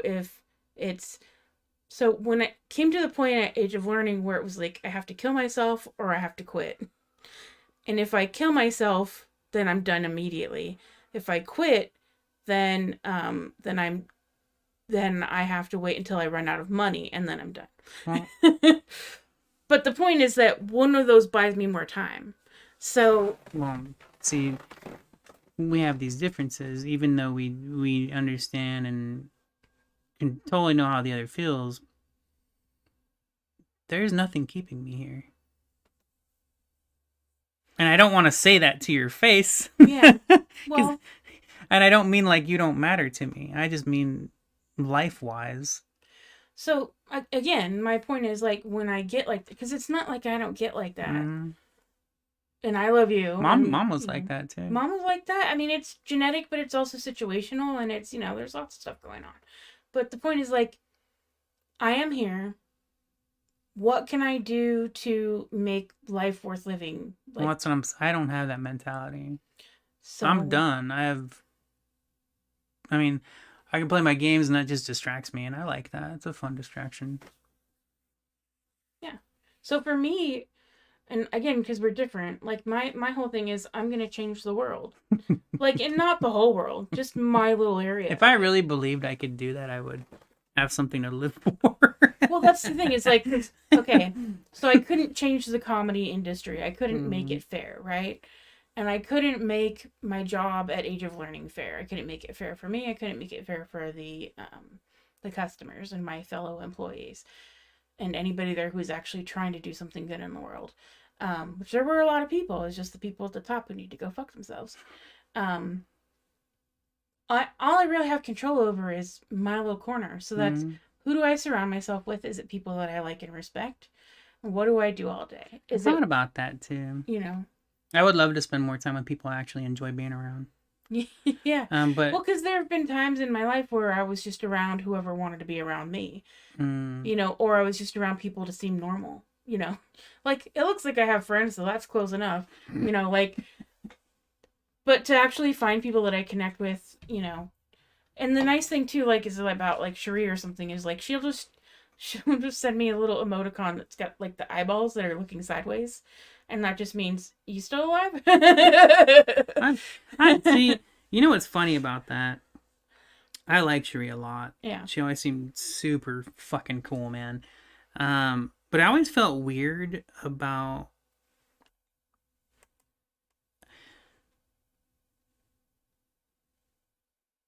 I wanted to spend more time with her and get to know her, but the reason she came over was for you. So I could never, I never really gave it any effort either, but I could never think of, like, when, like, what sense would it make for me to go interrupt what they're doing, you know, and butt in kind of or whatever. But I would love to meet her, get to know her more, you know. Yeah, But she's pretty cool. you haven't talked to her in a long time. I haven't heard you. No, when I quit Age of Learning, I told her I love you and you're the person I'm like one of the people that I'm most comfortable with in the world, but I'm just so fucking shattered right now that even like an hour conversation is exhausting, you know. I mean, we're not the same way in that because you have that. That's something that you have. That's like I sort of like right now I'm sort of kind of the same way, but I would be better off around. Well, I don't know. It's kind of like I was telling you. My streams changed too. I started streaming just to try to spend time with a friend rather than because I used to stream wanting to provide entertainment, and then it got to a point where I was just wanting to hang out with a friend. And there's a huge difference in that mentality for doing that. And honestly, I don't see anything wrong with the second one. Yeah, it's just well, I mean, especially somebody that's used to coming to your channel for one thing, and then they're like, "Wait, what is this?" You know, and then part of that, I can't. I can't stream anymore. But I'll tell you what, especially today, I realized this today. I've only done 2 episodes of my gaming podcast, but it's been the most fun I've had in a long time. Which is, I wasn't expecting that. Yeah. You know, and a part of that is because I know, like, when I think about it, like, generally the audience of YouTube are looking for really cool edited videos, and I get that because I like those too. I like edited videos. I like to see the person. Podcasts to me have always been weird. Like, I'm just not a person that likes to sit around and listen to stuff usually, you know? But things change too. Like, my likes change and things. Yeah. Like, it just depends. Like, if I find the content I like, I'm like, oh, I'll stop and watch this for an hour and a half because it's something I enjoy. It's kind of like saying I don't like TV and all you've ever seen on TV is a bunch the of news, shitty TV. you know? Yeah, exactly. So once you finally find something you like, so but that's also hard for me. Like that was also, I mean, that was one of many reasons it was hard for me to even want to start a podcast in the first place, but among many reasons. But right now, where I'm at mentally, like the podcast, including this one, but specifically my gaming one, is just the easiest and most comfortable thing for me to do. Yeah, and it's not about so the thing about like changing the world is when I quit Age of Learning, I was like, I'm gonna start my own business. I'm gonna make these like beaded cupcakes, and I'm gonna find people to sell them for me because I don't want to talk to anybody. And like, so I was like, I'm just gonna start my own business. I'm gonna change the world. I'm gonna change it like one fucking beaded cupcake at a time. And then you know, like reality rolls in or depression, whatever you want to call it. Same thing to me. And I end up in bed for days and like, you know, all the ideas of starting a business is like, how can I sustain this when I have these periods where I just can't control how tired and sad I am, you know, and or because sometimes I'm not sad, I'm just fucking exhausted, you know, and I just need to rest. Yeah. And then other times I am really sad, and then other times I'm fine and whatever, you know, like I don't get to choose. Like there are there are certain tools that you can use to I don't know, help yourself when you're down, but they don't fix everything. Like it's like you don't get to control if it happens. You just get to control what you do when it does happen, and you get to control maybe you can mitigate like how bad it gets by using some of these tools, but you don't get to fix it and just make it go away because you don't want it, you know. So you just have to roll with it and let it run its course, and then you're okay again. But and then I was making all these bracelets, and I was like, I'm just gonna figure out how to sell them myself. So I'll do Your Facebook Lives. Are amazing. I'll create a YouTube channel, and then I'm just like, I just don't want to be on camera. I don't want to be talking to people. I don't want to have like people like saying, oh, this broke, you have to replace it, or I need a refund, or people who scam you. Like, there's so many things that can go wrong when you do this, and I'm just like, how do I find somebody to do all the crap I don't want to do while I just be creative?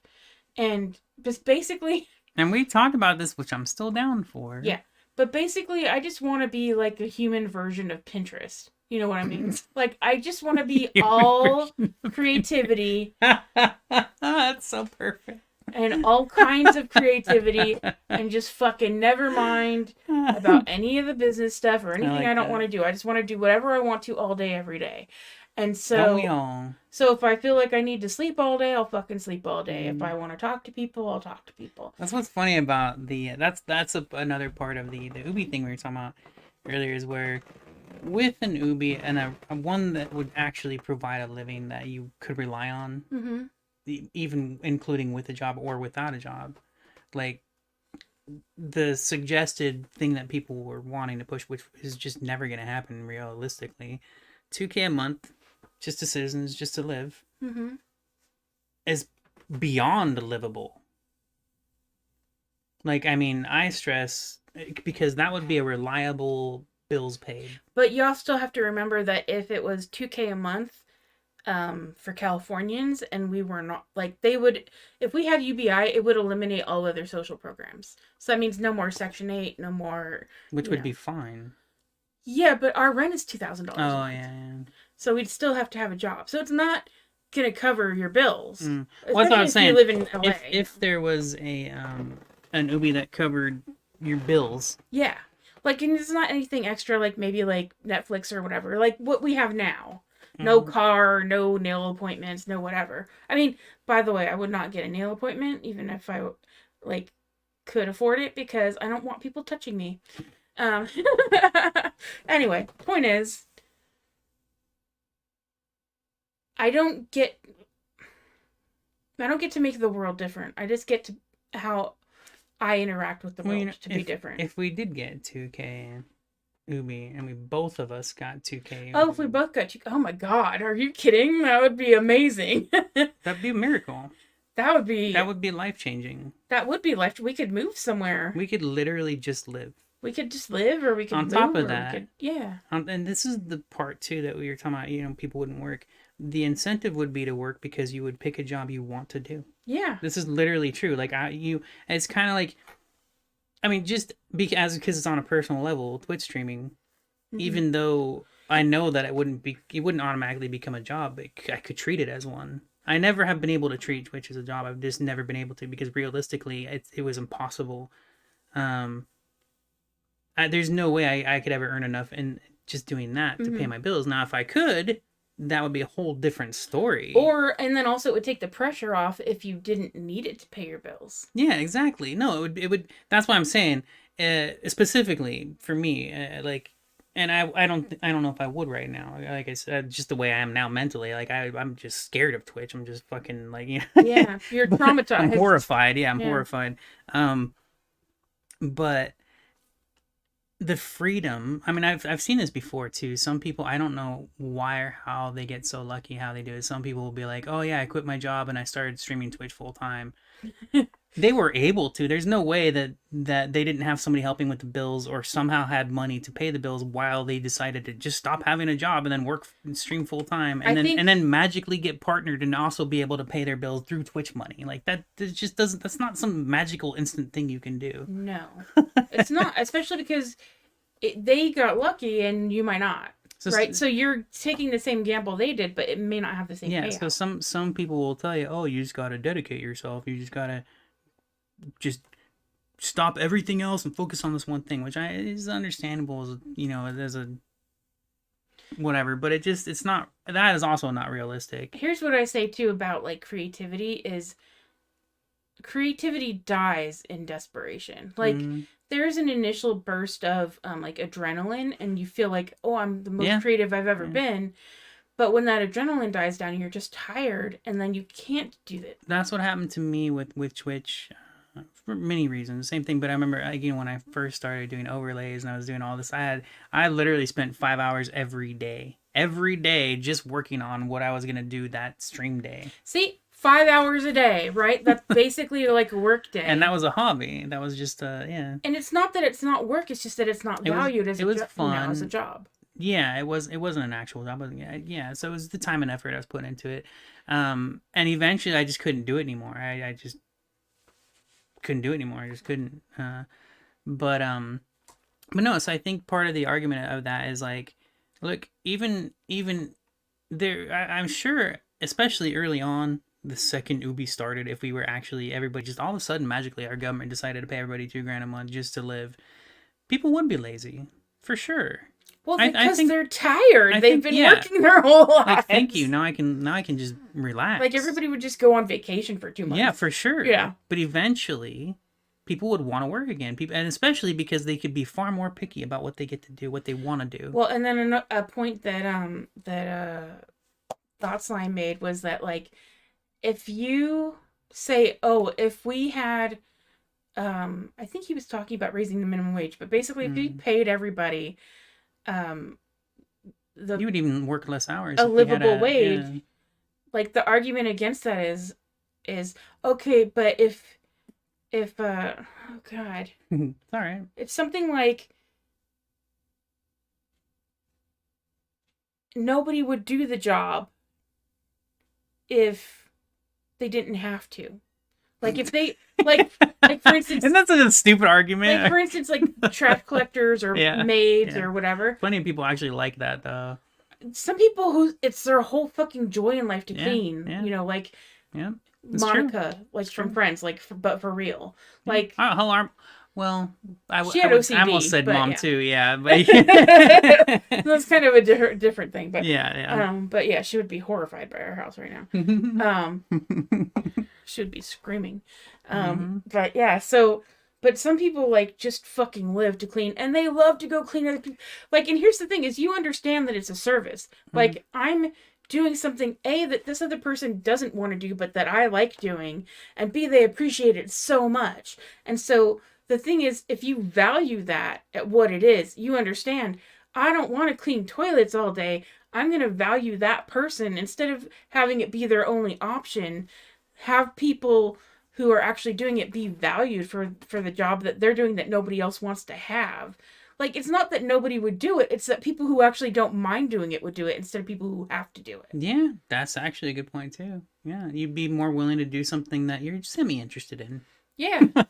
because you're Like, not some you don't people rely don't on mind. it. Like, some Yeah. people don't have, like, PTSD And- moments of doing other people's chores. It'd be far. You know? I mean, well, just another idea. It'd be weird. I mean, I'm sure I think it would also be cool because then, everybody would have the opportunity to change their minds whenever they want and try another job. Yeah. Just move on and just go do something else and see if you like that instead. And it'd be far easier. Yeah. Because it's when you are locked into a full-time job and constantly already stressed about your bills and whatever and all this stuff, you really don't have a whole lot of energy and time to put into trying a different job when you already have one you know you can rely on. And that's just the reality of a lot of things. Even when you hate your job, like, it's so hard to move to the next job because you expect to hate that one too, Yeah. but you would rather try it. You would rather try it, but For me, I'd you rather expect to stay hate it. somewhere familiar. Like, Yeah. like the devil, you know. Well, either kind of way, thing. yeah. Like, it was really hard for me to move on from Age of Learning. I kept trying to put in applications places, and I was just like, but I already know the people I work with. I already know that I like them. What if I end up with a monster? You know, you don't know that like, you hope that the things that you've hate about your current job are going to go away, but they might also be there and then have other worse things with them. You just don't know. And the other thing with the different times too. I mean, I will never forget this, and I feel bad for anybody right now. I mean, things are different. It's easier to get a job online, I guess, because there are more creative jobs there. But even still, there's always a breaking point, no matter what. Like, jobs will fill up and they will not be available. That's just flat out. But I will never forget when I was a teenager, I never got called back from any of my jobs I applied to. Like, every one of them called me back for an interview. Every single one of them. I applied to so many jobs back then. You know, I applied everywhere, and I had my pick of. I had my choice. You know, I didn't want to work any of them. Yeah. But I had my choice. I had, you had your choice of all the jobs you didn't want. Yes, exactly. And now you don't even have that choice, really. Yeah. Yeah. So. Oh, and that was another argument Thought Slime's made about raising the minimum wage. He said, or they said, yeah, if some people weren't working 5 jobs, there would be more jobs for other people. So there'd be less unemployment. That's so funny. It's just, I'm telling you, man, it's insanity that some people literally do work up to 5 jobs. Like, yeah. Yeah, and that's supposed to be something that, like, I mean, I And admire it, people will tell but you, why don't you do what they do? You're yeah. so miserable. You hate being poor. Go work 5 jobs. And then you, That's the like, solution to in people's minds God who for, literally work one job and act like you should work 5 jobs because you're poor. yeah, but also, God forbid, if your soul wants you to work in some sort of artistic vocation, right? Right? Because Yeah. you're not only expected, but you're demanded to work for free for like the first couple of decades. So not only do you work this job with your full time, but you're also working this other job full time so that you can live, and you get burned out. And the thing is, when you're working two full time jobs, one that you hate, you start to hate the other one because that's the job that's, so you're going to quit one of those jobs and it's probably going to be the I creative think one. simple, that makes sense. I wouldn't say hate. I mean, just I wouldn't say hate, but it would Well, just resent maybe. yes, yeah, because you can't enjoy it anymore as much as you used to Yeah. or want to. Like I remember I was doing this drawing once, and this was the first time this had ever happened to me. Mm, But I was drawing and I was like, when I finish this I'm going to post it to Instagram. And so I was trying to draw it as though other people were going to see it, oh as yeah, opposed to yeah, like I just feel like drawing this today or yeah. whatever. And I started to get stressed out and being like, well, then I have to make it look like this or whatever, like whatever changes I was gonna make. Oh, there's this. I think the scientific study. I think it's something that says something like a molecule behaves differently when it's being observed versus when it's not being observed. Yeah, Really? That yeah. can't be true. Well, it's a theory. I don't think it's been No, I proven, doubt it's true. but That is an but interesting it's thought, interesting because it's a though. theory that does have some scientific like proof behind it, but it hasn't been We proved. don't Like, need. You don't even need to. I mean, we know that's what people go through. Like, why would yeah, you need to come up with molecules? Like, there's a why? great Like, what's the point of coming up with? You can see it in people. Like, why do you need to come up with some random, there's tiny microscopical thing to prove a point when you can literally know that this is what happens but with that's the thing people? is like even on a cellular level, like Oh, if we okay. know that we're being observed, like it changes how we behave. Like I've often thought that like on a deserted island I wouldn't care how many pimples I have or how fat I Mm, am or whatever. I on a would just deserted island. I would just be trying not to die. Uh, I mean, okay, here's the thing. Like, it's nice you're near the water, plenty of sand, and lots of animals that want to eat you. Hey, they could be your family, And your pets and bugs. family. Yeah, I call them all Wilson. What was it? I forget. Um, We had a small what was it? I can't remember what it was, but remember you were telling me we were talking about a tiger or something, and you were like, you'd kill the tiger, and I was like, no, I'd make it my pet or something. I can't remember why we were talking, but that's what we because just. we were talking about you being a nonconformist, and I said that the reason that Oh, people used to survive oh. wild animal attacks is because they knew how to work together. And I was like, I just have it as a pet, or family member, or whatever. No, that's funny. Oh, but that's the thing is like as soon as I started thinking like, oh, I'm definitely gonna show this as soon as I'm done drawing it. Like it started changing about the way that I saw it, and I was like, oh, this isn't good enough. Hmm. You know, this isn't That's gonna why be you good can't enough. do commissions and Well, stuff like yeah, that. I mean, it's just as soon as yeah, it's just like it's being observed changes you. So I don't know. And like just having that pressure, it's just pressure. It's just I've never made a habit of drawing with the intention of showing it to people. You know what's interesting to me about? I just thought of it like literally right now. We're talking about this because it's this is just a fine example of the difference between different people's different situations, different mentalities. Right now, Dark Alchemy, he's been getting into art. Now, I think originally he like this started when I was working on that game on Block Souls, Mm-hmm. and he was like, "Oh man, I'm gonna start doing art for video games so we can work on a game together," which I thought was Uh, an amazing idea. yeah. So and then he kind of, I think he saw I had stopped working on my game for a while, and it's not on purpose. It's just mood and mentality and stuff. Like I loved it, and sometimes I think about it. Anyways, but his mentality to it, which is really funny to me when we're talking about this, because he literally is only drawing so he can go make money, Mm. and he's really good at it. But it's weird. But your motivation leaves you at a certain point. I think. Like,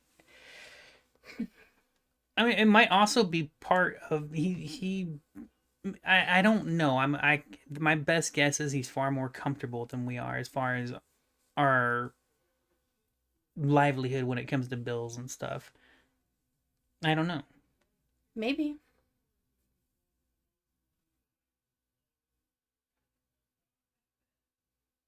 Our neighbors are so I'm loud. trying to like it's either that or we're just different people, you know. Like I don't know. A Because lot of it people. makes sense that I mean, we've talked about this before. It makes sense to me that because we have this pressure to do something we don't want to do in order to pay the bills, that we lose the energy and effort in the fun things that we enjoy. Yeah, I mean, it used to be like when I first started at like different jobs, I'd be like, all right, and like I'm gonna be working here, and then when I get home, I'm gonna be doing all this stuff. Mm, And you always have these thoughts when you're like in between jobs because you actually have time to think about what you want to do. But yeah. when I would be in those jobs, all I would do was come home and sleep because I was like tired, but also Mm. just stressed out. And when I get stressed out, I just go sleepy. I just remember well, I mean, it's different too. Like, oh, you know, I was gonna say that's funny because there is a difference. I think it must be the comfort of knowing that you can pay your bills without any problem. There's got to be some extra comfort there. 'Cause the only reason I was thinking is because like I remember when I in high school, I drew all the time, and I got paid to do a couple pieces, and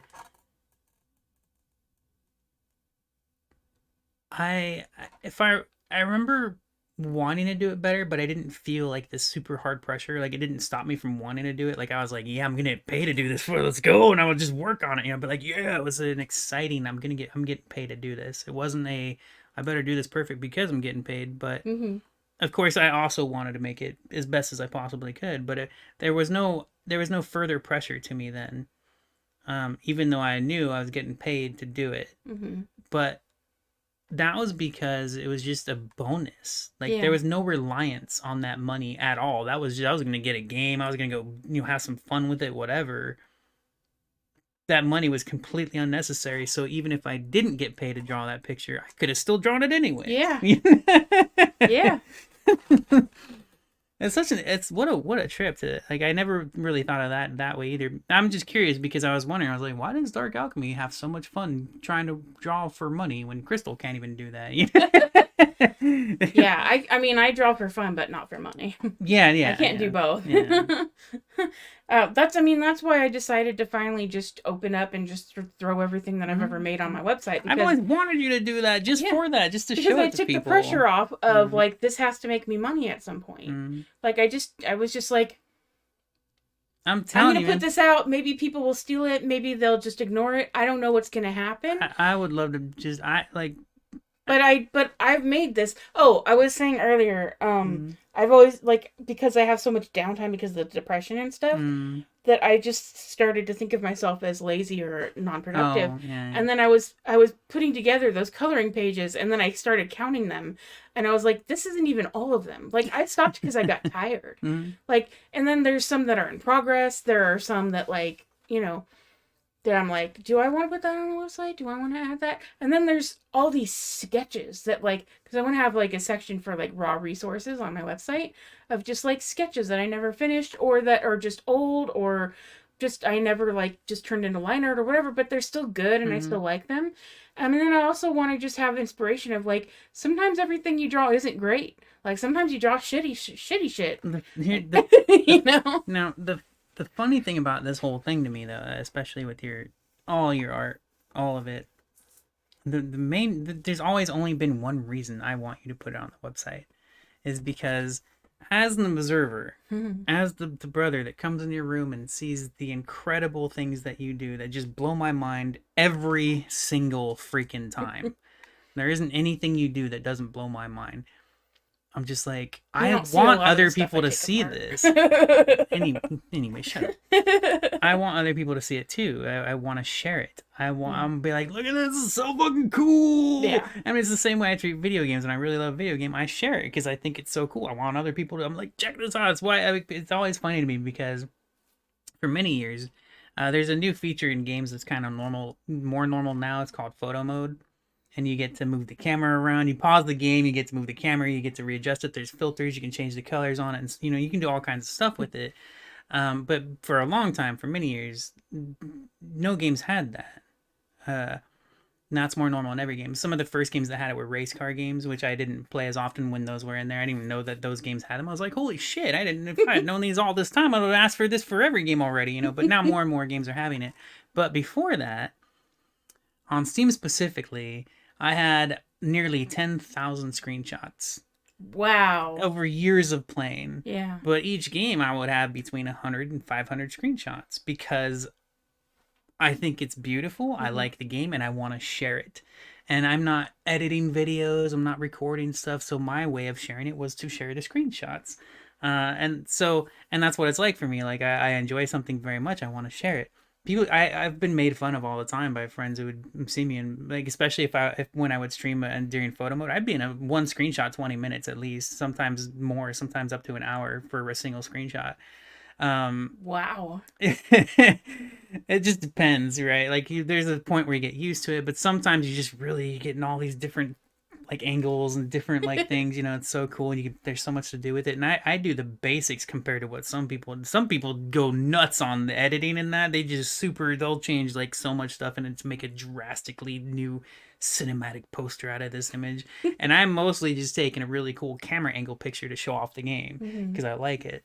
Because for you, the point is the game. Yeah. Yeah. So I also do enjoy seeing some of those crazy pictures that people make. But for me, the whole purpose is just like, this game is so cool. Check this shit out, you know? So that's what it is for me. I want your website to have everything you have on it because I want to share it. And then not just for me to share it, but for you to share it, even for people to see it, anybody. And again, you know, realistically we know it's not just gonna blow up and shit, Yeah. but it would be amazing just to have it there, you know, like Yeah.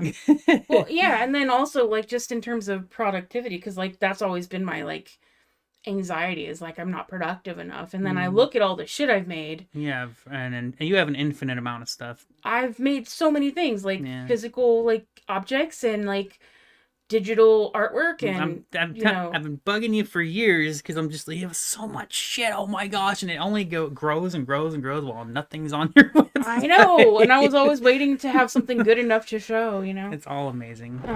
And then I like started on Instagram. I was like, I have so many things, I could post something every day, and I was like, I'm gonna post something every day. You could post 10 things a day, and then the depression hit, and then I was like, maybe anytime I feel like it. We'll just make that the rule. But no, so that's a big reason why I would love to. I've always wanted you to put your stuff on there. Is it would be cool if it ever sold or somebody wanted to give you money for something. But it's kind of like our podcast. It's secondary to like, this is how I think this. It's literally just to share it. I think this is pretty, and I think you might think it's pretty too. You know, like, yeah. And then you might like, you just might find value in it, and like not monetary value. Like I've never sold a screenshot of a game. Right. I would never expect to either. You didn't become a screenshot photographer as a profession. Yeah, I'm not. Nobody's framing that shit and paying me $100 for a photo on the wall. But no, yeah, you know. Yeah, so I don't know. I'm just like taking the pressure off. So again, just like about changing the world, like I'm just trying to change the way that I interact with it, as opposed to being like, I have to be like this, and this is why I'm uncomfortable, is because I'm not like this, as opposed to being like, I'm like this, and that's okay. Like, because the thing I'm not comfortable with isn't necessarily the world, it's the way that I feel like I don't belong in it. Oh, for me, it's both. Definitely both. A lot of it is, so there's an episode of Friends where like, I think Phoebe gets mad at Monica, and she goes, "It's okay, I know that's not about me," because she had been like nitpicking I remember something. that. Mm. And then somebody was like, "I bet it was about you a little bit."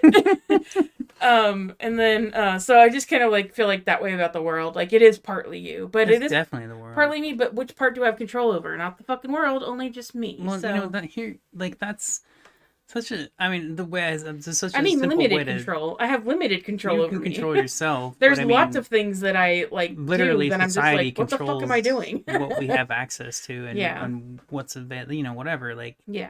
society that does control our life. This is why I was talking about.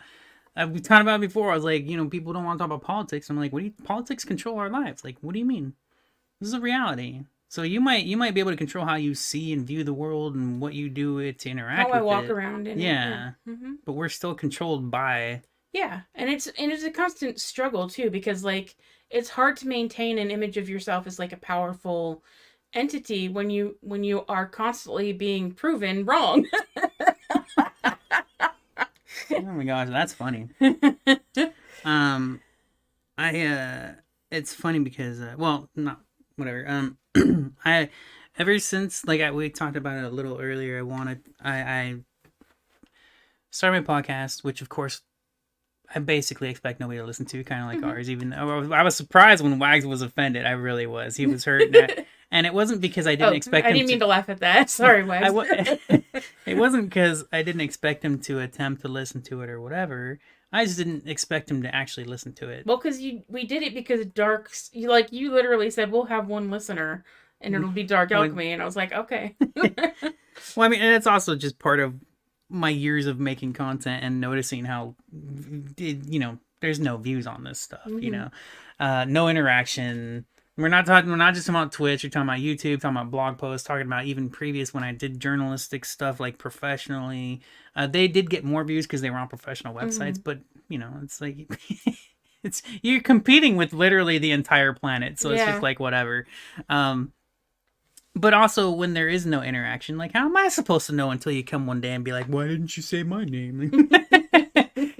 No, and I'm never not. That was funny because I felt bad, but I was like, "Damn it, man!" Like, Well, even when you said only Dark will listen to it, I was like, well, what about Wags? no, I mean, in my head, I didn't say it out yeah, loud, yeah. but I was like, yeah, we'll have probably at least two listeners. So that's funny. No, it's just, it's also a part of my my mentality. Like, I am broken to. Done. I have no fight in me. Yeah. Nothing. There's nothing. There's no hope. There's no light at the end of the tunnel. There is no tunnel. All we have is now. Every single second. Hmm. That's it. Yeah. There's nothing past that second. Oh, I'm hearing another second? Okay. I mean, that's how I existed after mom died. Like, I was just, I guess I'm still breathing. We better go to work or whatever. Well, I mean, Like, that's it's funny because again, this isn't new. It's just worse. for me, it's not worse only because I, I'm done.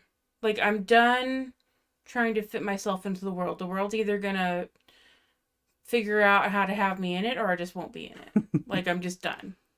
Yeah. So, but for the moment, we've got a couple months left, and I'm just gonna make the most of it. Like, we don't know if, like, because we could die before we run out of money. You never know. Oh, whatever. That's all. That's always funny to me because, like, of course, we could die tonight. Like, that's never a good argument, though, but it is funny. Well, to me, it is a good argument only because, in terms of like stress, right? Like, I do want to think about like trying to figure out if I could find a job that doesn't make me want to kill myself, right? But like if I can only think, well, I'm only going to be able to find jobs that want me Yeah, to kill myself, pretty much. Yeah. then the way that I de-stress myself is be like, yeah, but I mean, I might never have a job again. I might die before I ever get another one. I could go to a job interview and get hired and then get hit by a car on the way home. You just don't So know. You have to stay optimistic. no. Well, okay. That's exactly my point. There I are used some to. things like this where we're on two different waves or Yeah. whatever. So for me, it's not worse because I've literally like I've given up too, and I have no No, I fight know, too. yeah. The difference is just that I think there's another side of that where you realize like I'm not gonna fight the world anymore, but I'm gonna last as long as I can in it. There are moments, and it's rare, and it's always nice when your mind is rested and you're not constantly struggling and fighting with not just the world but yourself. Yeah. Like, anyways,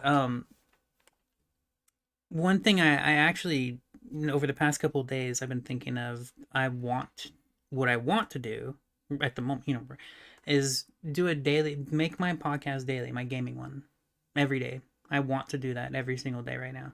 Mostly because, like I said, the two I recorded, this is the most fun I've had in a long time. Mm-hmm. And I was very surprised by this. And I thought it was interesting because you had pointed it out to me and I didn't recognize it until you pointed it out to me, and I didn't realize it until after. Like later on, it had to soak, you know, had to like, because like I said, my instant reaction was I was offended. I was like, I put so much love and passion and heart and work into streaming, and you're telling me I'm not fucking passionate about it, you know, like.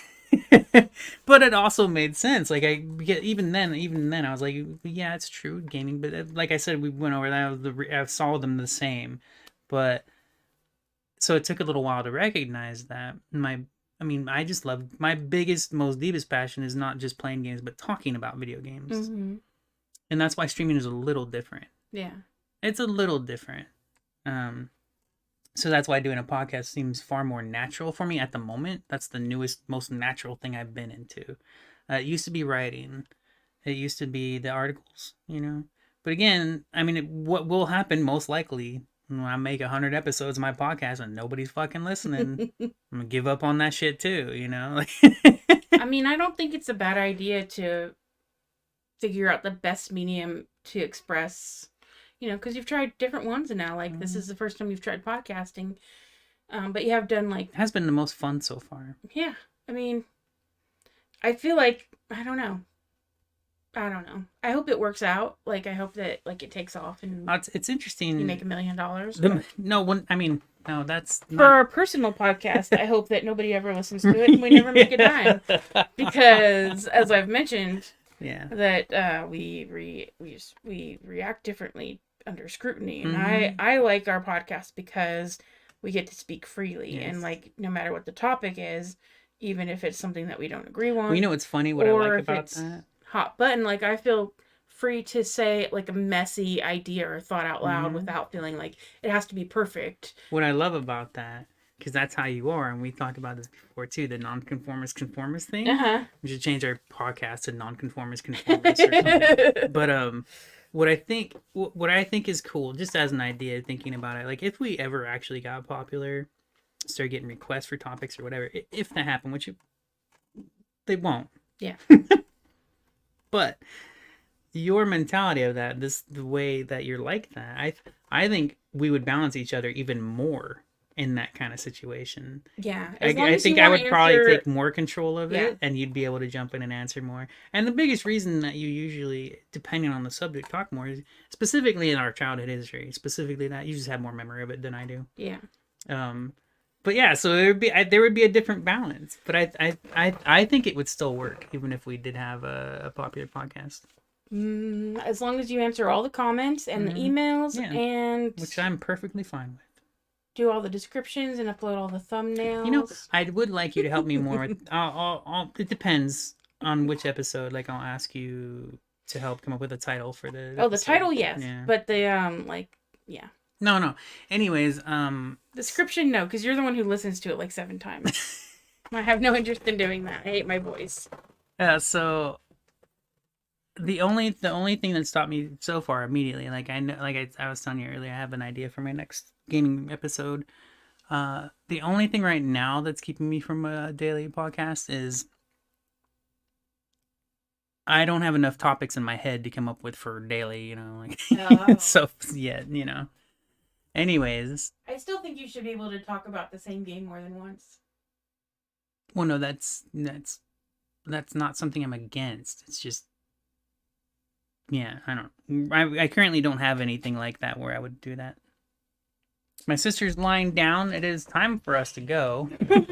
I'm sitting. This is, again, our longest podcast yet. Oh, good Lord. How long is it? 2.5 hours, almost 2 hours and 40 minutes. And that's after we did like another 2-hour one before this. I think that was 1.5 hours. I don't know. Oh, yeah. We keep going way too long.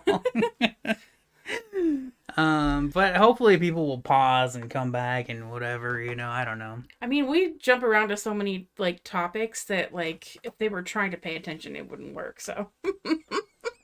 Well, I think I liked this one. Yeah, and hey, we talked about being poor again. High five. I think poor depression will, no matter what, usually be in our podcast every episode. It'll probably be a part of every episode. Yeah.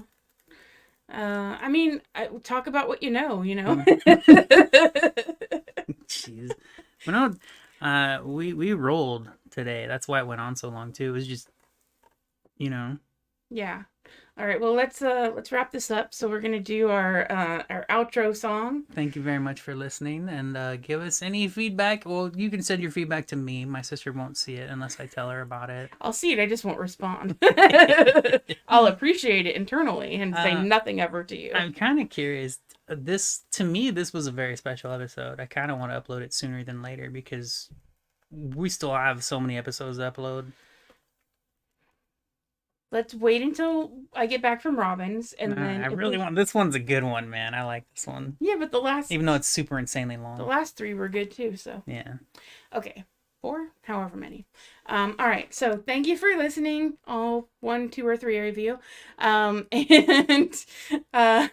please tune in next time for another episode of The Poor Rikes. The poor Rikes, they're always poor and always will be. Yay! Da da da da da da. Poor. Poor, we're motherfucking poor.